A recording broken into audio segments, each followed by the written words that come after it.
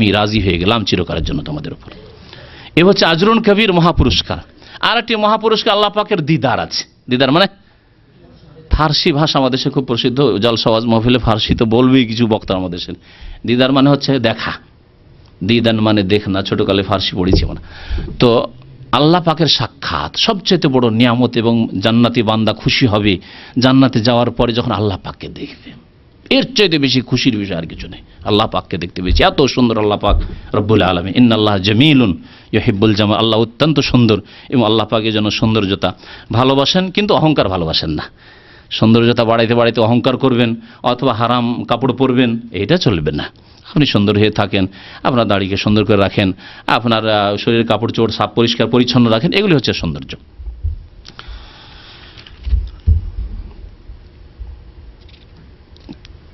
তারপরে আল্লাহ পাক রব্বুল আলামিন ইরশাদ করছেন যে দেখো, তোমরা নির্জনে থাকলে পাপ করবে, এটা ভাবিও না যে আমি টের পাবো না। নির্জনে থাকলে যেখানে কেউ শুনতে পারে জানতে পারে না, সেখানে অন্যায় করবে, অন্যায় কথা বলবে, কেউ জানতে পারলো না, না এটা ভাবিও না। ওয়া আসিররু কাওলাকুম আও ইজহারু বিহি, তোমরা তোমাদের কথাকে গোপনে রাখো, আও ইজহারু বিহি অথবা সেটা প্রকাশ করো, ইন্নাহু আলিমুম বিজাতিস সুদূর, নিশ্চয় আল্লাহ পাক তিনি সম্যক জ্ঞানী, বিজাতিস সুদূর তোমাদের অন্তরে যা কিছু রয়েছে, যে সব কথাবার্তার উদ্রেক হয়, ইচ্ছা হয়, সেগুলি সম্পর্কে আল্লাহ পাক সম্যক জ্ঞানী, আলিম। আল্লাহ পাকের একটি নাম হচ্ছে আলিম, মানে সর্বজ্ঞাত, সব কিছুই জানেন। বিজাতিস সুদূর, শুধু বাইরের কথা নয়, খোলা জায়গার কথা নয়, বাইরে ফুটে উঠছে কথা বলছেন সেগুলি নয়, বরং অন্তরে যেসব কথাবার্তা আসছে তাও আল্লাহ পাক সম্যক জানেন। আর জানবেন না কেন? তারপর আল্লাহ পাক বলছেন আল্লাহ ইয়ালামু মান খালাকা, যিনি সৃষ্টি করেছেন তিনি আবার জানবেন না? আরে অন্তরকে কে সৃষ্টি করেছেন? যে আল্লাহ অন্তর সৃষ্টি করেছেন, অন্তরের ভিতরে খবর রাখবেন না? এই আয়াতে আল্লাহ পাকের পক্ষ থেকে ধমক রয়েছে আর পুরস্কারের প্রতিশ্রুতি রয়েছে। তাফসীরকারগণ দুটি কথা বলেছেন। কেমন করে এই কথাটি বোঝায় আপনাদেরকে? আল্লাহ পাক কি বলছেন আগে তরজমা করে দিয়ে আয়াতের, আল্লাহ ইয়ালামু মান খালাকা, যিনি সৃষ্টি করেছেন তিনি কি জানেন না? মানে অবশ্যই জানেন। ওয়া হুয়াল লতীফুল খাবীর, অথচ তিনি সূক্ষ্মদর্শী। লতীফ মানে সূক্ষ্মদর্শী, সূক্ষ্ম সূক্ষ্ম জিনিস যা কোনো মানুষ যা দেখতেও পারে না আর টেরও পায় না, তাও আল্লাহ পাক রব্বুল আলামিন জানেন। তারপর আমাদের সামনে দুটো লোক যদি দুই দিক থেকে কথা বলে, আপনারা দেখেছেন কোনোদিন? কিছু লোক আছে মোবাইলে কথা বলছে আর ওই দিক থেকে আর একটা লোক কথা বলছে, ও শোনেই না যদি কি কথা বলছে, কারণ এইদিকে এমনভাবে লেগে গেছে ওই দিকের কথাই শোনে না। দুটো মানুষের কথা আমরা একসাথে শুনতে পারি না। আল্লাহ পাক কত কোটি কোটি মানুষের কথা একসাথে শুনছেন বলুন তো দেখি? কত কোটি কোটি মানুষ বলছেন রব্বানা আতিনা ফিদ দুনিয়া হাসানা ওয়া ফিল আখিরাতি হাসানা ওয়া কিনা আযাবান্নার। কত মানুষ বলছে আল্লাহ আমার রোগ ভালো করে দাও। কত কোটি কোটি মানুষ একসাথে বলছে আমার আল্লাহ ছেলেকে ভালো করে দাও। কে বলছে আমার আবার স্ত্রীকে সুস্থ করে দাও। আল্লাহ আমার বাবা রব্বিরহামহা কামা রাব্বায়ানি সাগীর। একসাথে কত দোয়া হচ্ছে। আওয়াজগুলি কি আল্লাহ পাকের কাছে কোটি কোটি আওয়াজ কি এমন একাকার হয়ে যাচ্ছে যে পার্থক্য করাই মুশকিল, কে কি বললো না করলে এরকম হচ্ছে? কিন্তু আমাদের দুটো মানুষের কথা সামলাইতে পারি না। এদিক থেকে একটা ছেলে কথা বলছে, দেখবেন দুটো ছেলে, আর এদিক থেকে আব্বা, আর এদিকে আরেকটা মেয়ে কথা বলছে, চুপ কর, একজন শুনি। দুইজনের কথা শুনতে পারেন না একসাথে। আল্লাহ ইয়ালামু মান খালাকা, আল্লাহ পাক বলছেন তিনি কি জানবেন না যিনি সৃষ্টি। ওয়া হুয়াল লতীফ, আল্লাহর একটি নাম হচ্ছে লতীফ, সূক্ষ্মদর্শী। আর খাবীর, এবং যিনি ওয়াকিফ হাল, সম্যক যিনি জ্ঞানী, সব কিছুর খবর রাখেন, সূক্ষ্ম সূক্ষ্ম খবর রাখেন, সূক্ষ্ম সূক্ষ্ম জিনিস দেখেন এবং সূক্ষ্ম সূক্ষ্ম খবর রাখেন আল্লাহ পাক রব্বুল আলামিন। এতে দুটি কথা বললাম, তাই না? এতে আল্লাহ পাকের পক্ষ থেকে কি রয়েছে বললাম? ধমক রয়েছে, শাসানি, সাবধান, যিনি সৃষ্টি করেছেন এই চোর তিনি জানেন না যে তুমি চুরি করছো? এই ব্যভিচারকারী যিনি তোমাকে সৃষ্টি করেছেন তিনি জানেন না যে তুমি ব্যভিচার করছো? এই অপরাধী, তুমি অপরাধ করে তুমি কোন রাস্তা দিয়ে সৌদি আরব থেকে পালিয়ে গেলে, খুন করে, অন্যায় কাজ করে, তিনি জানেন না? খবর রাখেন আল্লাহ যে তুমি এখান থেকে চুরি করে চলে গেলে? গত সপ্তাহে এক চোর এরকম করেছে, ওমরা করতে গেছে, ওমরা করতে সাথী বন্ধুদের সাথে খুব খাতির করে একবার খাওয়িয়ে দিয়েছে। খাওয়িয়ে দেওয়ার পরে একজনের N73 দামি একটা মোবাইল নিয়েছে। আবার কেমন করে বলছে যে তাদের গোসল করেন, গোসল করেন, আমি সাবান রেখে গোসল করেন, গোসল করতে ঢোকাই দিয়েছে আর মোবাইলটা নিয়েছে। আর একজন একটা জ্যাকেট চুরি করেছে, আর একজনের 400 রিয়াল চুরি করেছে, আর চুরি করবো ওই বাসেই বসেনিও। আল্লাহ বলছেন আলা ইয়ালামু মান খালাকা, যিনি সৃষ্টি করেছেন তিনি কি জানেন না তোমাকে যে তুমি কোথায় আছো? মদিনা থেকে কোন বাসে পালালে, যদি সৌদি আরবে নাও থাকো কোন দেশে তুমি গেলে, আলা ইয়ালামু মান খালাকা, চলে যাবে। কোথায় যাবে তুমি? আল্লাহর কুদরত থেকে, আল্লাহর জমিন থেকে। ইন্নাল আরদা লিল্লাহ, তো জমিন তো আল্লাহর, কোথায় যাবে তুমি? এ কি সরকার, সরকারের পুলিশ যা খুঁজে পায় না তোমাকে? আলা ইয়ালামু মান খালাকা। তাহলে এতে কি রয়েছে? পাপীদের ওয়ার্নিং রয়েছে, সাবধান, যারা পাপ করো, অন্যায় করো, তিনি জানছেন ভালো করে। সুতরাং খবরদার, এই কথা মনে করিয়ে না যে আমি নির্জনে আছি, আমাকে কেউ ধরতে পারলো না, আমার পাকড়াও হইল না দুনিয়াতে। ওহুয়াল লতীফুল খাবির। আর এতে ওয়াদাও আছে বললাম, মানে পুরস্কারের প্রতিশ্রুতি আছে। কেমন করে? আল্লাহ পাক নেক লোকদেরকে বলছেন, ভালো মানুষদেরকে বলছেন, যারা অভাবের আশঙ্কা করছে যে আল্লাহ ছেলে মেয়ে যদি বেশি হয়ে যায়, গরিব মানুষ, 300, 400, 500 টাকা বেতন, কেমন করে খাওয়াবো? আল্লাহ বলছেন আলা ইয়ালামু মান খালাকা, যিনি তোমার ছেলে 5টা দিয়েছেন, 7টা দিয়েছেন, তিনি কি জানেন না যে আমি বান্দা পাঠিয়েছি, তোকে রিজিক দিতে হবে, তোমার ঘরে ছেলে মেয়ে পাঠিয়েছি, ওয়াদা করছি, আমার উপরে ভরসা কর, আমি রিজিক দেব। ইন্নাল্লাহু আর রাজ্জাকু যুল কুওয়াতিল মাতিন।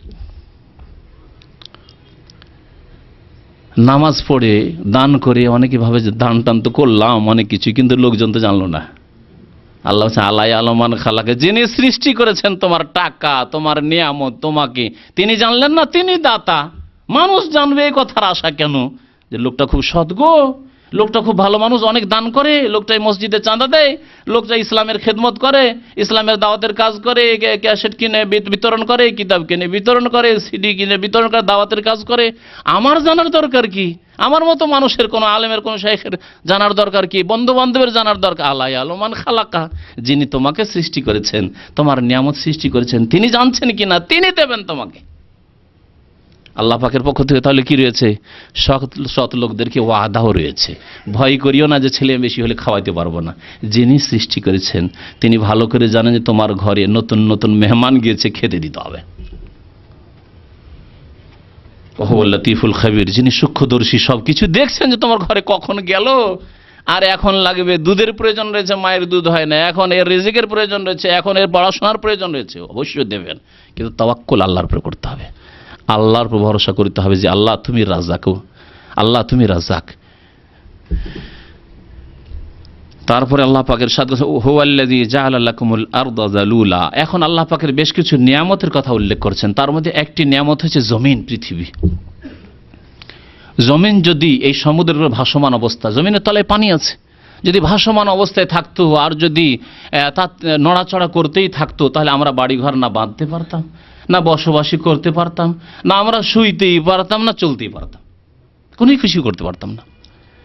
এত বড় বড় বিল্ডিং তৈরি করেছে জমিনের উপর, কি সাহস করে, অথচ জমিনের তলায় পানি আছে।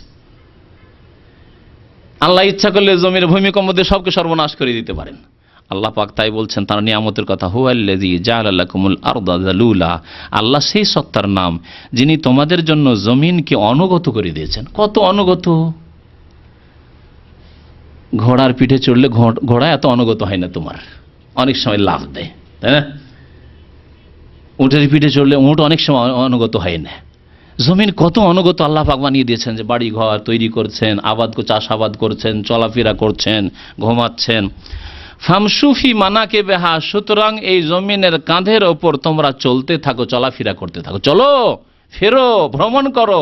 বাসে চাপছেন, ভারী ভারী গাড়ি নিয়ে উঠে যাচ্ছেন রোডের ওপর, কি সাহস করে? কাঁচা রাস্তা তো নেমে যাচ্ছেন না, চলবে এই রাস্তা দিয়ে গাড়ি চলবে আমার, জানছেন না? যদি জমিনের মধ্যে আল্লাহ পাক রব্বুল আলামিন এই ক্ষমতা না দিতেন, তাহলে তোমাদের এই গাড়ি বাড়িকে কেউ ধরে রাখতো? এই জমিনের ওপর তোমাদের কি কেউ ধরে রাখতো? তোমরাই কি করে স্থির হয়ে থাকতে? মানাকেব, মানকেবের জামা, মানকেব বলা হয় কাঁধকে, তো শাব্দিক অর্থ করলাম। কোন কোন অনুবাদকরা বুকের তর্জমা করেছে সেটি ভাব অর্থ। সুতরাং এই তর্জমা দেখে কখনো বিব্রত হবেন না। কোরআনে কারীমের যারা অনুবাদক বাংলা ভাষায় তারা দুই রকম অর্থ করেছে। কখনো কখনো দেখেছেন যে আমাদের বাংলা ভাষায় তো কাঁধের উপরে চলা হয় না, কিন্তু বুকের উপর হাঁটা হয়, বুকের উপরে চড়া হয়, সেজন্য বুক দিয়ে তর্জমা করে দিয়েছে মানাকিব, মানে যারা ভাব অর্থ করেছেন, রূপক অর্থ করেছেন। কিন্তু যারা বলেছেন যে না, আল্লাহ পাকের যে শব্দ রয়েছে, কালাম রয়েছে, তার শাব্দিক অর্থ করবো, তোমরা এখন বুঝো এটাকে ব্যাখ্যা করে, তারা শাব্দিক অর্থ করেছেন। ফামসুফি মানাকিবিহা, সুতরাং এই জমিনের বুকের উপর চলতে থাকো, মানে জমিনের বুকে চলতে থাকো, জমিনের কাঁধের উপর চলতে থাকো হচ্ছে। ওয়া কুলু মির রিজকিহি, এবং আল্লাহ পাকের যে রিজিক রয়েছে পৃথিবীতে তা তোমরা ভক্ষণ করতে থাকো। দেখো, শুধু জমিনকে বসবাসের যোগ্য করা হয়নি, জমিন আল্লাহ পাক আমাদের রিজিকও রেখে দিয়েছেন। জমিন থেকে উঠে আসছে আমাদের ধান, পাট, গম, চাল, ডাল, যা কিছু লাগে, শাক সবজি, বরং আমাদের যে গবাদি পশু আছে সেগুলিরও খোরাক আহারও উঠে আসছে এই জমিন থেকে। তারপর শুধু তাই নয়, ধন সম্পদ, স্বর্ণ চাঁদি, খনিজ সম্পদ, petrol, diesel, gas, ওয়াকুলু Mir Rizki, সবকিছু আল্লাহর রিজিক।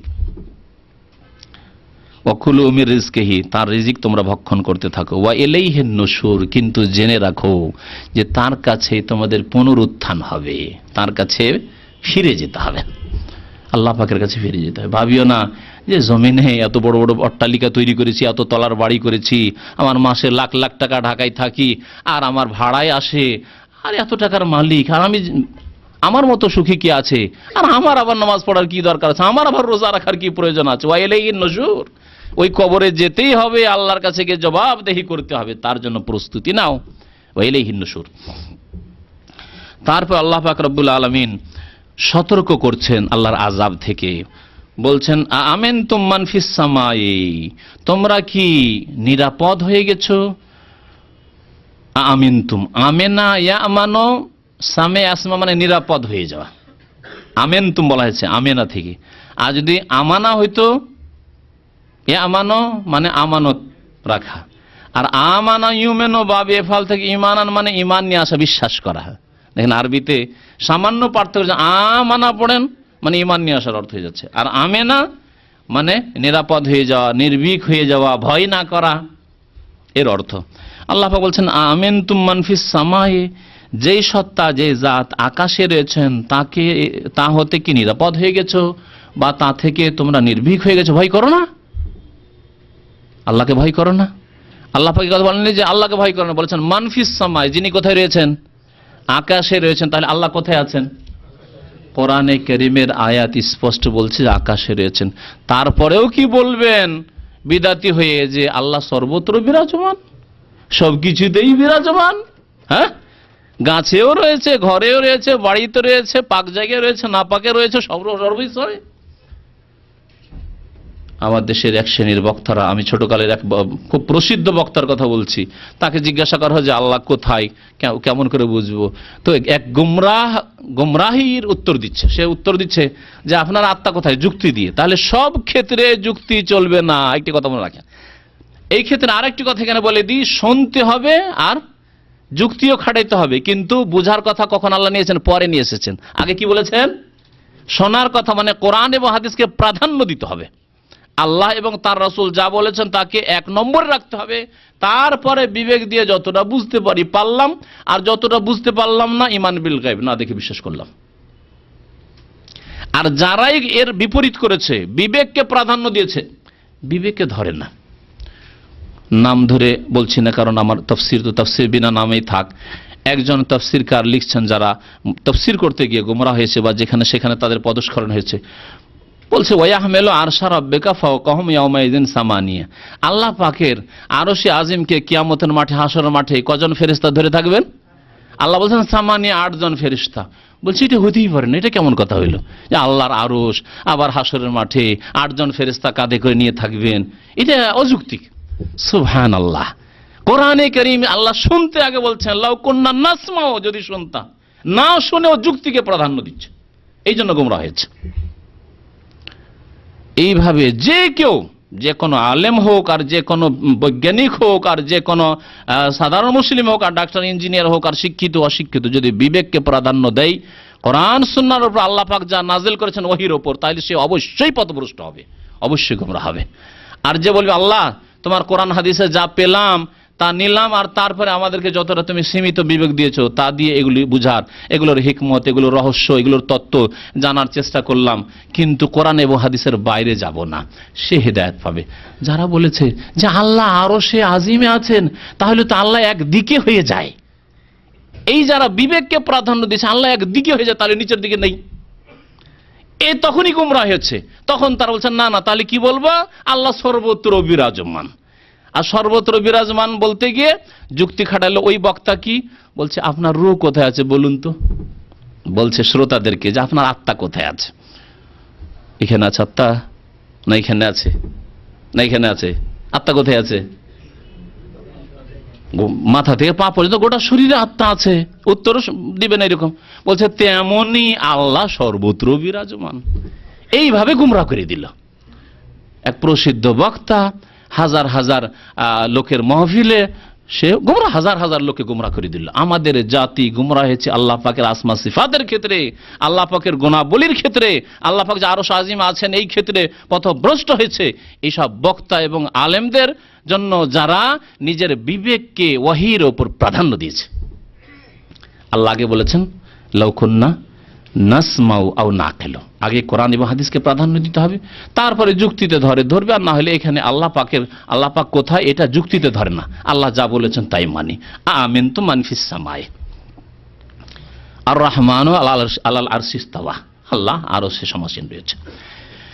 আল্লাহ পাক তার দিকের কথা বলেন, নীতিকের কথা বলবো না, কিন্তু যেহেতু আল্লাহ সবার ঊর্ধ্বে রয়েছেন, বলবো না যে নিচে রয়েছেন, বলবো না যে ডানে রয়েছেন, বামে রয়েছেন, সামনে রয়েছেন, পিছনে রয়েছেন, বলবে আল্লাহ পাক বান্দার সৃষ্টি, সমস্ত সৃষ্টি আসমান জমিন সবকিছুর ওপরে রয়েছেন। এই জন্য আল্লাহ পাকের একটি নাম হচ্ছে ওয়াহুয়াল আলী আল আজিম, আলী মানে সর্বোচ্চ, তিনি সবকিছু, তার গুণ হচ্ছে সাব্বিহিসমা রাব্বিকাল আলা, তিনি আলা, তিনি নিচে থাকলে আলা কি করে, তাহলে আসফল হয়ে যায় আলা।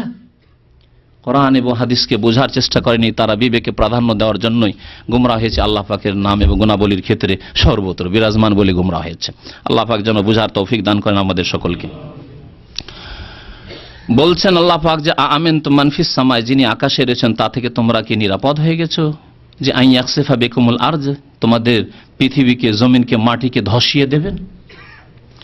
ফায়জা হে তামুর, আল্লাহ পাক যদি জমিনকে ধসিয়ে দেয়, ভূমিকম্প শুরু হয়ে যায়, তাহলে এই জমিন থরথর করে কাঁপতে থাকবে, জমিন থরথর করে কাঁপতে থাকবে, বসবাসের যোগ্য থাকবে না। পাকা পাকা বাড়ি ঘর, আপনাদের জিন্দেগিতে কোনোদিন ভূমিকম্প হয়েছে কারো, না হয়নি, হয়েছে, দেখেছেন কি করে লোকেরা, কি করে, ঘর বাড়ি থেকে বেরিয়ে পালিয়ে যায় না খোলা মাঠে। আমার জিন্দেগিতে আমি যখন এখানে সৌদি আরব আসার আগে এক মাদ্রাসার মুদারিস ছিলাম, জামে সালফে বানারস থেকে পাশ করার পরে মদিনা আসার আগে 2-2.5 বছর পড়িয়েছি। তো ওখানে এই আমাদের এই রমজান ভাই যা আছে, মানে আলোচনাতে আছেন, ওনাদের গ্রামে হঠাৎ করে ফজরের নামাজ পড়িয়েছি আমি, মসজিদ থেকে এসে বসে আছি, কোরআন তেলাওয়াত করছি, আমার বিছানার উপর বসে আছি, আর বিছানা এইভাবে নড়াচড়া। আমার জিন্দেগিতে প্রথম ভূমিকম্প। ছাত্ররা তাড়াতাড়ি করে এসে বলছে, আমাদের এলাকায় মাওলানা বলে, প্রত্যেক রুমে ওস্তাদের এসে মাওলানা বেরোন, ভূমিকম্প হচ্ছে, আর লাফ দিয়ে সব ছাত্র শিক্ষক সবাই বাইরে খোলা মাঠে পালা। চিন্তা করেন, আল্লাহ পাক যদি জমিনকে এইরকম করে দেয় তো আপনার কি অবস্থা হবে? জমিন থরথর করে কাঁপছে, বাস করতে পারবেন? মদিনার কাছে যে আল ইসিয়াম্বু এলাকা থেকে লোকজন একেবারে শূন্য করে, কোনো মানুষ নেই, পাকা পাকা দামি দামি বাড়ি পড়ে আছে, গাড়ি পড়ে আছে, সব ছেড়ে দিয়ে এসে কোথায় মদিনায় আশ্রয় নিয়েছিল। গত বছরের ঘটনা, দীর্ঘদিন ধরে। আল্লাহ পাক আরো বলছেন আমিনতু মান ফিস সামায়ে, আবার বলছেন তোমরা কি নিরাপদ হয়ে গেছো সেই সত্তা থেকে যিনি আকাশে রয়েছেন। আইয়ুরসিলা আলাইকুম হাসিবান, যে তোমাদের ওপর শিলা বৃষ্টি আল্লাহ প্রেরণ করবেন। আর সালিউল মানে ছেড়ে দেওয়া বা পাঠানো বা প্রেরণ করা, বর্ষিয়ে দেওয়া। আর হাসেব বলা হয় প্রস্তরকে, পাথর বৃষ্টির সাথে আল্লাহ শিলা বৃষ্টি যদি বর্ষণ করে দেন তো বাঁচাবে কে তোমাদেরকে? আল্লাহর আযাব যদি নাজিল হওয়া শুরু হয়, ফাসাতা আলামুনা কাইফা নাযির, তখন শীঘ্রই জানতে পারবে কাইফা নাযির, যে আমার সতর্কবাণী কেমন। আল্লাহর সতর্কবাণী হচ্ছে কোরআন এবং হাদিসের ওহীর সতর্কবাণী, আর এক সতর্কবাণী হচ্ছে কুদরতি আযাবের সতর্কবাণী, আযাবের সতর্কবাণী। আল্লাহ পাক যখন আকাশ থেকে আযাব নাযিল করা শুরু করবেন, আগুন বর্ষিতে লাগবে, পাথর শিলা বৃষ্টি বর্ষিতে লাগবে, যখন ভূমিকম্প হতে লাগবে, এগুলো আল্লাহর সতর্কবাণী। আল্লাহ পাক এইরকম বহু আযাব, যখন বন্যা আসবে, জলোচ্ছ্বাস আসবে, সুনামি আসবে, এগুলো আল্লাহ পাকের সতর্কবাণী। ফাসাতা'লামুনা কাইফা নাযির, আমার সতর্কবাণী কেমন বুঝতে পারেন। নাযিরে দেখেন কাসরা আছে ওখানে, যারা গ্রামার সামান্য বোঝেন তাদের অবগতির জন্য বলছি। ফাকাইফা কি আছে, কানা নাযিরে, রায় কাসরা কেন, এখানে একটা ইয়া ছিল হযফ হয়ে গেছে, নাযিরি ছিল, আমার সতর্কবাণী, এজন্য আমার অর্থ করেছে ফাকাইফা কানা নাযিরি, ইয়াকে হযফ করে দেওয়া হয়েছে, নাযিরে থেকে গেছে। ওয়ালাকাদ কাযযাবাল্লাযীনা মিন ক্বাবলিহিম, আল্লাহ পাক বলছেন যে তাদের পূর্বে এই যে যারা আজকালকার কাফের, মুনাফিক, বেদিন, পত্তলিক, মুশরিক, বহুত্ববাদী, তাদের পূর্বে অনেকে মিথ্যা মনে করেছে। ওয়ালাকাদ কাযযাবাল্লাযীনা মিন ক্বাবলিহিম, যারা আগে ছিল কাফের, মুশরিক, বেদিন, বিধর্মী, পাপিষ্ঠ, গুনাহগার, যারা না দেখে বিশ্বাস করেনি, বেনামাজি, তারা মিথ্যা মনে করেছে, মিথ্যা প্রতিপন্ন করেছে। বলা হয়েছে আল্লাহ পাক প্রথম সওয়াল করবেন নামাজ সম্পর্কে। আরে নামাজ, তোমরা নামাজ পড়ে যাও, আমাকে আর নামাজের কথা বলবে না, আমি বুঝি। তোমাদের আগে এরকম লোকেরা ছিল, পাপিষ্টরা ছিল। ফাকাইফা কানা নাকির, আমার প্রতিবাদ কেমন ছিল জানো, কেমন যে আযাব ছিল। নাকির আযাব শাস্তির অর্থে, আল্লাহ পাকের নাকির ইনকার, মানে আল্লাহ পাকের প্রতিবাদ মানে আল্লাহ পাকের আযাব। এই জন্য কেউ কেউ ভাব অর্থ করে নাকির মানে আযাবের করেছে, কেউ কেউ আল্লাহ পাকের প্রতিবাদের কথা বলেছেন। আল্লাহ পাক কেমন প্রতিশ্রুতি নিয়েছেন, প্রতিশোধ নিয়েছেন। ফাকাইফা কানা নাকির, কেমন ছিল আমার আযাব। তারপরে আল্লাহ পাক রব্বুল আলামিন উল্লেখ করেছেন এক সৃষ্টির কথা, তা হচ্ছে পাখিকুল, পাখির কথা। দেখো পাখির কাছে আমরা অসহায়। একদিকে পাখি আকাশে উড়ে, আর একবার করে ডানা মেলে দেয়, পাখা মেলে দেয়, আবার একবার সংকুচিত করে নেই, পাখাকে গুটিয়ে নেই, চলতে পারে। মা ইউমসিকুহুন্না ইল্লার রহমান, কে তাদেরকে এই আকাশে উড়ার শক্তি দিয়েছে? তুমি একবার উড়ার চেষ্টা করো তো, এত বুদ্ধিমান মানুষ, এত চালাক মানুষ, নিজে উড়ার চেষ্টা করো তো। মানুষকে বুদ্ধি দিয়েছেন আল্লাহ পাক রব্বুল আলামিন, সেজন্য এরোপ্লেন উড়িয়ে দিল, রকেট উড়িয়ে দিল, হ্যাঁ, যুদ্ধ জাহাজ উড়িয়ে দিল, কিন্তু নিচে উঠতে পারছে না, সেখানে গিয়ে অক্ষম পাখির কাছেও। আল্লাহ পাক রব্বুল ইরশাদ করছেন, আওয়ালাম ইয়ারাউ ইলা তায়রে, তারা কি দেখে না পাখি কুলকে, পাখিদেরকে দেখে না? ফাওকাহুম, তাদের মাথার উপরে, সাফাতিন, সারিবদ্ধভাবে, সাফাত মানে সারিবদ্ধ, দেখেন ঝাঁক ধরে পাখি উড়ে। আর আরেকটি হচ্ছে সাফাত মানে ডানাগুলি মেলে, ডানাগুলি মেলা অবস্থায় দেখে নাকি। ওয়ায়াকবিজনা, আবার পাখিগুলি কখনো কখনো ডানাগুলিকে গুটিয়ে নেয়, ফটফট করে ডানাগুলিকে একবার সম্প্রসারিত করে দিচ্ছে, আর একবার গুটিয়ে নিচ্ছে। এই পাখিদেরকে এই আকাশ জমিনের মাঝখানে খোলা জায়গায় কে ধরে রাখছে? পড়ে না কেন? মা ইউমসিকুহুন্না ইল্লার রহমান, রহমান দয়াবান আল্লাহ ছাড়া কেউ এদেরকে ধারণ করে রাখতে পারে না, একমাত্র আল্লাহ পাক তাদেরকে ক্ষমতা দিয়েছেন। ইন্নাহু বিকুল্লি শাইইন বাসীর, আজকে সায়েন্সের যুগে পাখি করে এরকম উড়িয়ে দাও দেখি, জীবন্ত পাখি, রুহ দিয়ে দাও, উড়িয়ে দাও। আর এরোপ্লেন উড়ানো নয়, রুহ দাও, আত্মা দাও, উড়াও দেখি। ইন্নাহু বিকুল্লি শাইইন বাসীর, নিশ্চয় আল্লাহ পাক রব্বুল সর্ব বিষয় সম্পর্কে বা সব বস্তু সম্পর্কে সর্বদ্রষ্টা। বাসীর মানে সবকিছু যিনি দেখেন।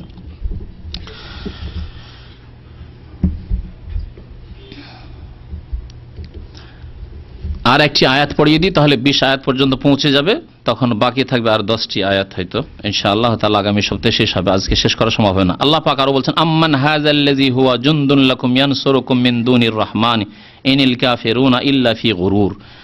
আম্মান হাযাল্লাযী, কে আছে সেই ব্যক্তি বা সেই সত্তা, হুয়া জুনদুন লাকুম, যে তোমাদের সেনাবাহিনী হতে পারে। মান, যুক্ত মান ছিল, একসাথে হয়ে গেছে, আম্মান করে দিয়েছে আল্লাহ পাক রব্বুল আলামিন। এটাকে ইদগাম বলা আরবি ভাষা। আম্মান হাযাল্লাযী, কে আছে সেই ব্যক্তি, হুয়া জুনদুন লাকুম, যে তোমাদের সেনাবাহিনী হতে পারে, সৈনিক হতে পারে। ইয়ানসুরুকুম মিন দুনির রহমান, আল্লাহ ছাড়া সে সাহায্য করতে পারে তোমাদের। আল্লাহ পাক যদি সাহায্য না করেন, আল্লাহ পাক যদি হেফাজত না করেন, কি আছে তোমাদের সেনাবাহিনী হিসাবে দুনিয়াতে যে তোমাদের রক্ষা করবে? ইনিল কাফিরুনা ইল্লা ফি গুরুর, কিন্তু কাফেররা তাদের প্রতারণায় রয়েছে, ধোঁকায় রয়েছে। কাফের যার আল্লাহর কুদরতে বিশ্বাস নেই, আল্লাহ যে সর্বশক্তিমান তাতে বিশ্বাস নেই, আল্লাহ পাকের ক্ষমতা সমস্ত ক্ষমতার ওপরে ওমা তাশাউনা ইল্লা ইয়াশা আল্লাহ রাব্বুল আলামিন বিশ্বাস নেই। মনে করে যে আজকে আমাদের হাতে সায়েন্স, আমাদের হাতে টেকনোলজি, আমাদের হাতে অস্ত্র, আমাদের হাতে অ্যাটম বাম, আমাদের হাতে এই, আমাদের পিছনে এত লোক আছে, শুধু আমাদেরকে ঠেকাই কে, আমাদেরকে পারে কে, তাই না? এই ধোকায় রয়েছে। তাই আল্লাহ বলছেন ইনিল কাফিরুনা ইল্লা ফি গুরুর, কাফের ধোকায় রয়েছে, প্রতারণায় রয়েছে, আসলে ধোকা খেয়ে আছে। আল্লাহ পাকের যদি কুদরত না হয়, আল্লাহ পাক রব্বুল আলামিন যদি অসহায় বানিয়ে দেন, তো কোনো শক্তি তোমাকে রক্ষা করতে পারে না, কোনো সেনাবাহিনী রক্ষা করতে পারে না। দুনিয়ার ইতিহাসে বড় বড় শাসকদের অবস্থা দেখলেন যে কত শক্তিশালী নেতৃত্ব ছিল, কিন্তু অসহায় অবস্থায় কাউকে তো ফাঁসিতে ঝুলতে হয়েছে, কাউকে তো জবাই করে দেওয়া হয়েছে, কাউকে গুলি করে মারা হয়েছে, কাউকে এই করা হয়েছে, কাউকে সেই করা হয়েছে, কারো পরিবারকে শেষ করে দেওয়া হয়েছে, কিছুই রাখা হয়নি তার। সুবহানাল্লাহ। আল্লাহ পাক রব্বুল আলামিন যে কুদরত, আম্মান হাযাল্লাযী হুয়া জুনদুল লাকুম, তোমাদের কে আছে সেনাবাহিনী যে আল্লাহ পাক যদি সাহায্য না করেন, ইয়ানসুরুকুম মিন দুনির রহমান, রহমান দয়াবান ছাড়া আর কে সাহায্য করতে পারেন? মুমিন সেই যেই ব্যক্তি এই আস্থা ঈমান রাখে যে আল্লাহ পাক হেফাজত করে একমাত্র, আল্লাহ যদি হেফাজত করেন, আল্লাহ যদি আমার হায়াত রাখেন আরো 1 মিনিট বেশি, তো 1 মিনিট আগেই কেউ মারতে পারবে না। 1 মিনিট আগেই যদি না মারতে পারে, তাহলে আমার বয়স আছে 60 আর 40 বছর বয়সে কেউ মেরে দিবে, এটা কি করে হইতে পারে? হতে পারে না। সেই জন্য আল্লাহ পাক রব্বুল আলামিনের সাথে সবাই ইবাদত বন্দেগীর, ঈমানের এবং আমলের ইবাদত বন্দেগীর, হারাম থেকে বেঁচে থাকার সম্পর্ক মজবুত হইতে হবে, মজবুত হইতে হবে সম্পর্ক আল্লাহর সাথে। আম্মান হাযাল্লাযী ইয়ারযুকুকুম, অথবা কে আছে ওই ব্যক্তি যে তোমাদেরকে আহার দিতে পারে, রিজিক দিতে পারে। তোমার মুদির রিজিক দেবে, তোমার বস রিজিক দেবে তোমাকে, তোমার কফিল রিজিক দেবে। অনেক কফিল আছে, ও কফিলের ওই সিজিল তেজারি ব্যবসায়ী যে তার আছে লাইসেন্স, ওকেটাই ক্যান্সেল হয়ে গেল। আরে রিজিক দেবে কি, ওর রিজিকের খবর নেই। আর যদি তাও থাকে দুনিয়ার সহযোগিতা সাপোর্ট খুব পেল তোমার মালিক বস, কিন্তু আল্লাহ পাক তার রোগকে কেড়ে নিলেন, কে রাখবে তোমাকে? রাখবে কে তোমাকে? তোমার বস, তোমার মুদির, তোমার ম্যানেজার যে জুলম অত্যাচার করেছিল অন্যায় ভাবে, তোমাকে এখান থেকে তাড়ানোর জন্য ষড়যন্ত্র করেছিল, আল্লাহ পাক তাকেই তাড়িয়ে দিলেন, তাকেই দুনিয়া থেকে বিদায় করে দিলেন। কে আছে? আল্লাহ ছাড়া কেউ রিজিক দিতে পারেন। তাই বলছেন আম্মান হাযাল্লাযী ইয়ারযুকুকুম, অথবা কে আছে সেই ব্যক্তি যে তোমাদেরকে রিজিক দিতে পারে, ইন আমসাকা রিজকাহ, আল্লাহ যদি তার রিজিক তিনি থেমে নেন, রিজিকে বাধা দিয়ে দেন, দেব না আমি, তোমার চাকরি রাখবো না, তোমাকে এখানে রাখবো না, তোমাকে এই অবস্থায় রাখবো না, তাহলে কে তোমাকে দিতে পারে? বাল্লাজ্জু ফি উতুবি ওয়া নুফুর, বরং তারা ডুবে গিয়েছে। লজ্জু মানে একেবারে নিমজ্জিত হয়ে যাওয়া, ডুবে যাওয়া। ফি উতুবিন ওয়া নুফুর, উতু মানে অহমিকায়, অহংকারে ডুবে গেছে। সেই জন্য মনে করে যে আরে আমার বিবেক বুদ্ধি কাজ করছে, আমি শিক্ষিত মানুষ, আমি টেকনোলজি বুঝি, সেই জন্য আমার স্যালারি এত হয়েছে। হ্যাঁ, আমি এই যে ডিগ্রি, ভালো ডিগ্রি নিয়ে এসেছি, ভালো কোয়ালিফিকেশনের মানুষ, সেই জন্য আমি এইরকম সম্মান পেয়েছি। বড় বড় মানুষ, বড় বড় শিক্ষিত মানুষ, আল্লাহ যখন তাদের রিজিকের দ্বার সংকুচিত করে দিয়েছেন, তখন অসহায় হয়ে শেষ জামানে মারা গেছে, যখন আল্লাহ চেয়েছেন তখন। এমন এক ব্যক্তির কথা জানলাম, যে ব্যক্তি বড় রাইটার ছিল, বড় লেখক একজন ছিল, লন্ডনের রাস্তায় ভিক্ষা করে করে শেষখানে মারা গেছে।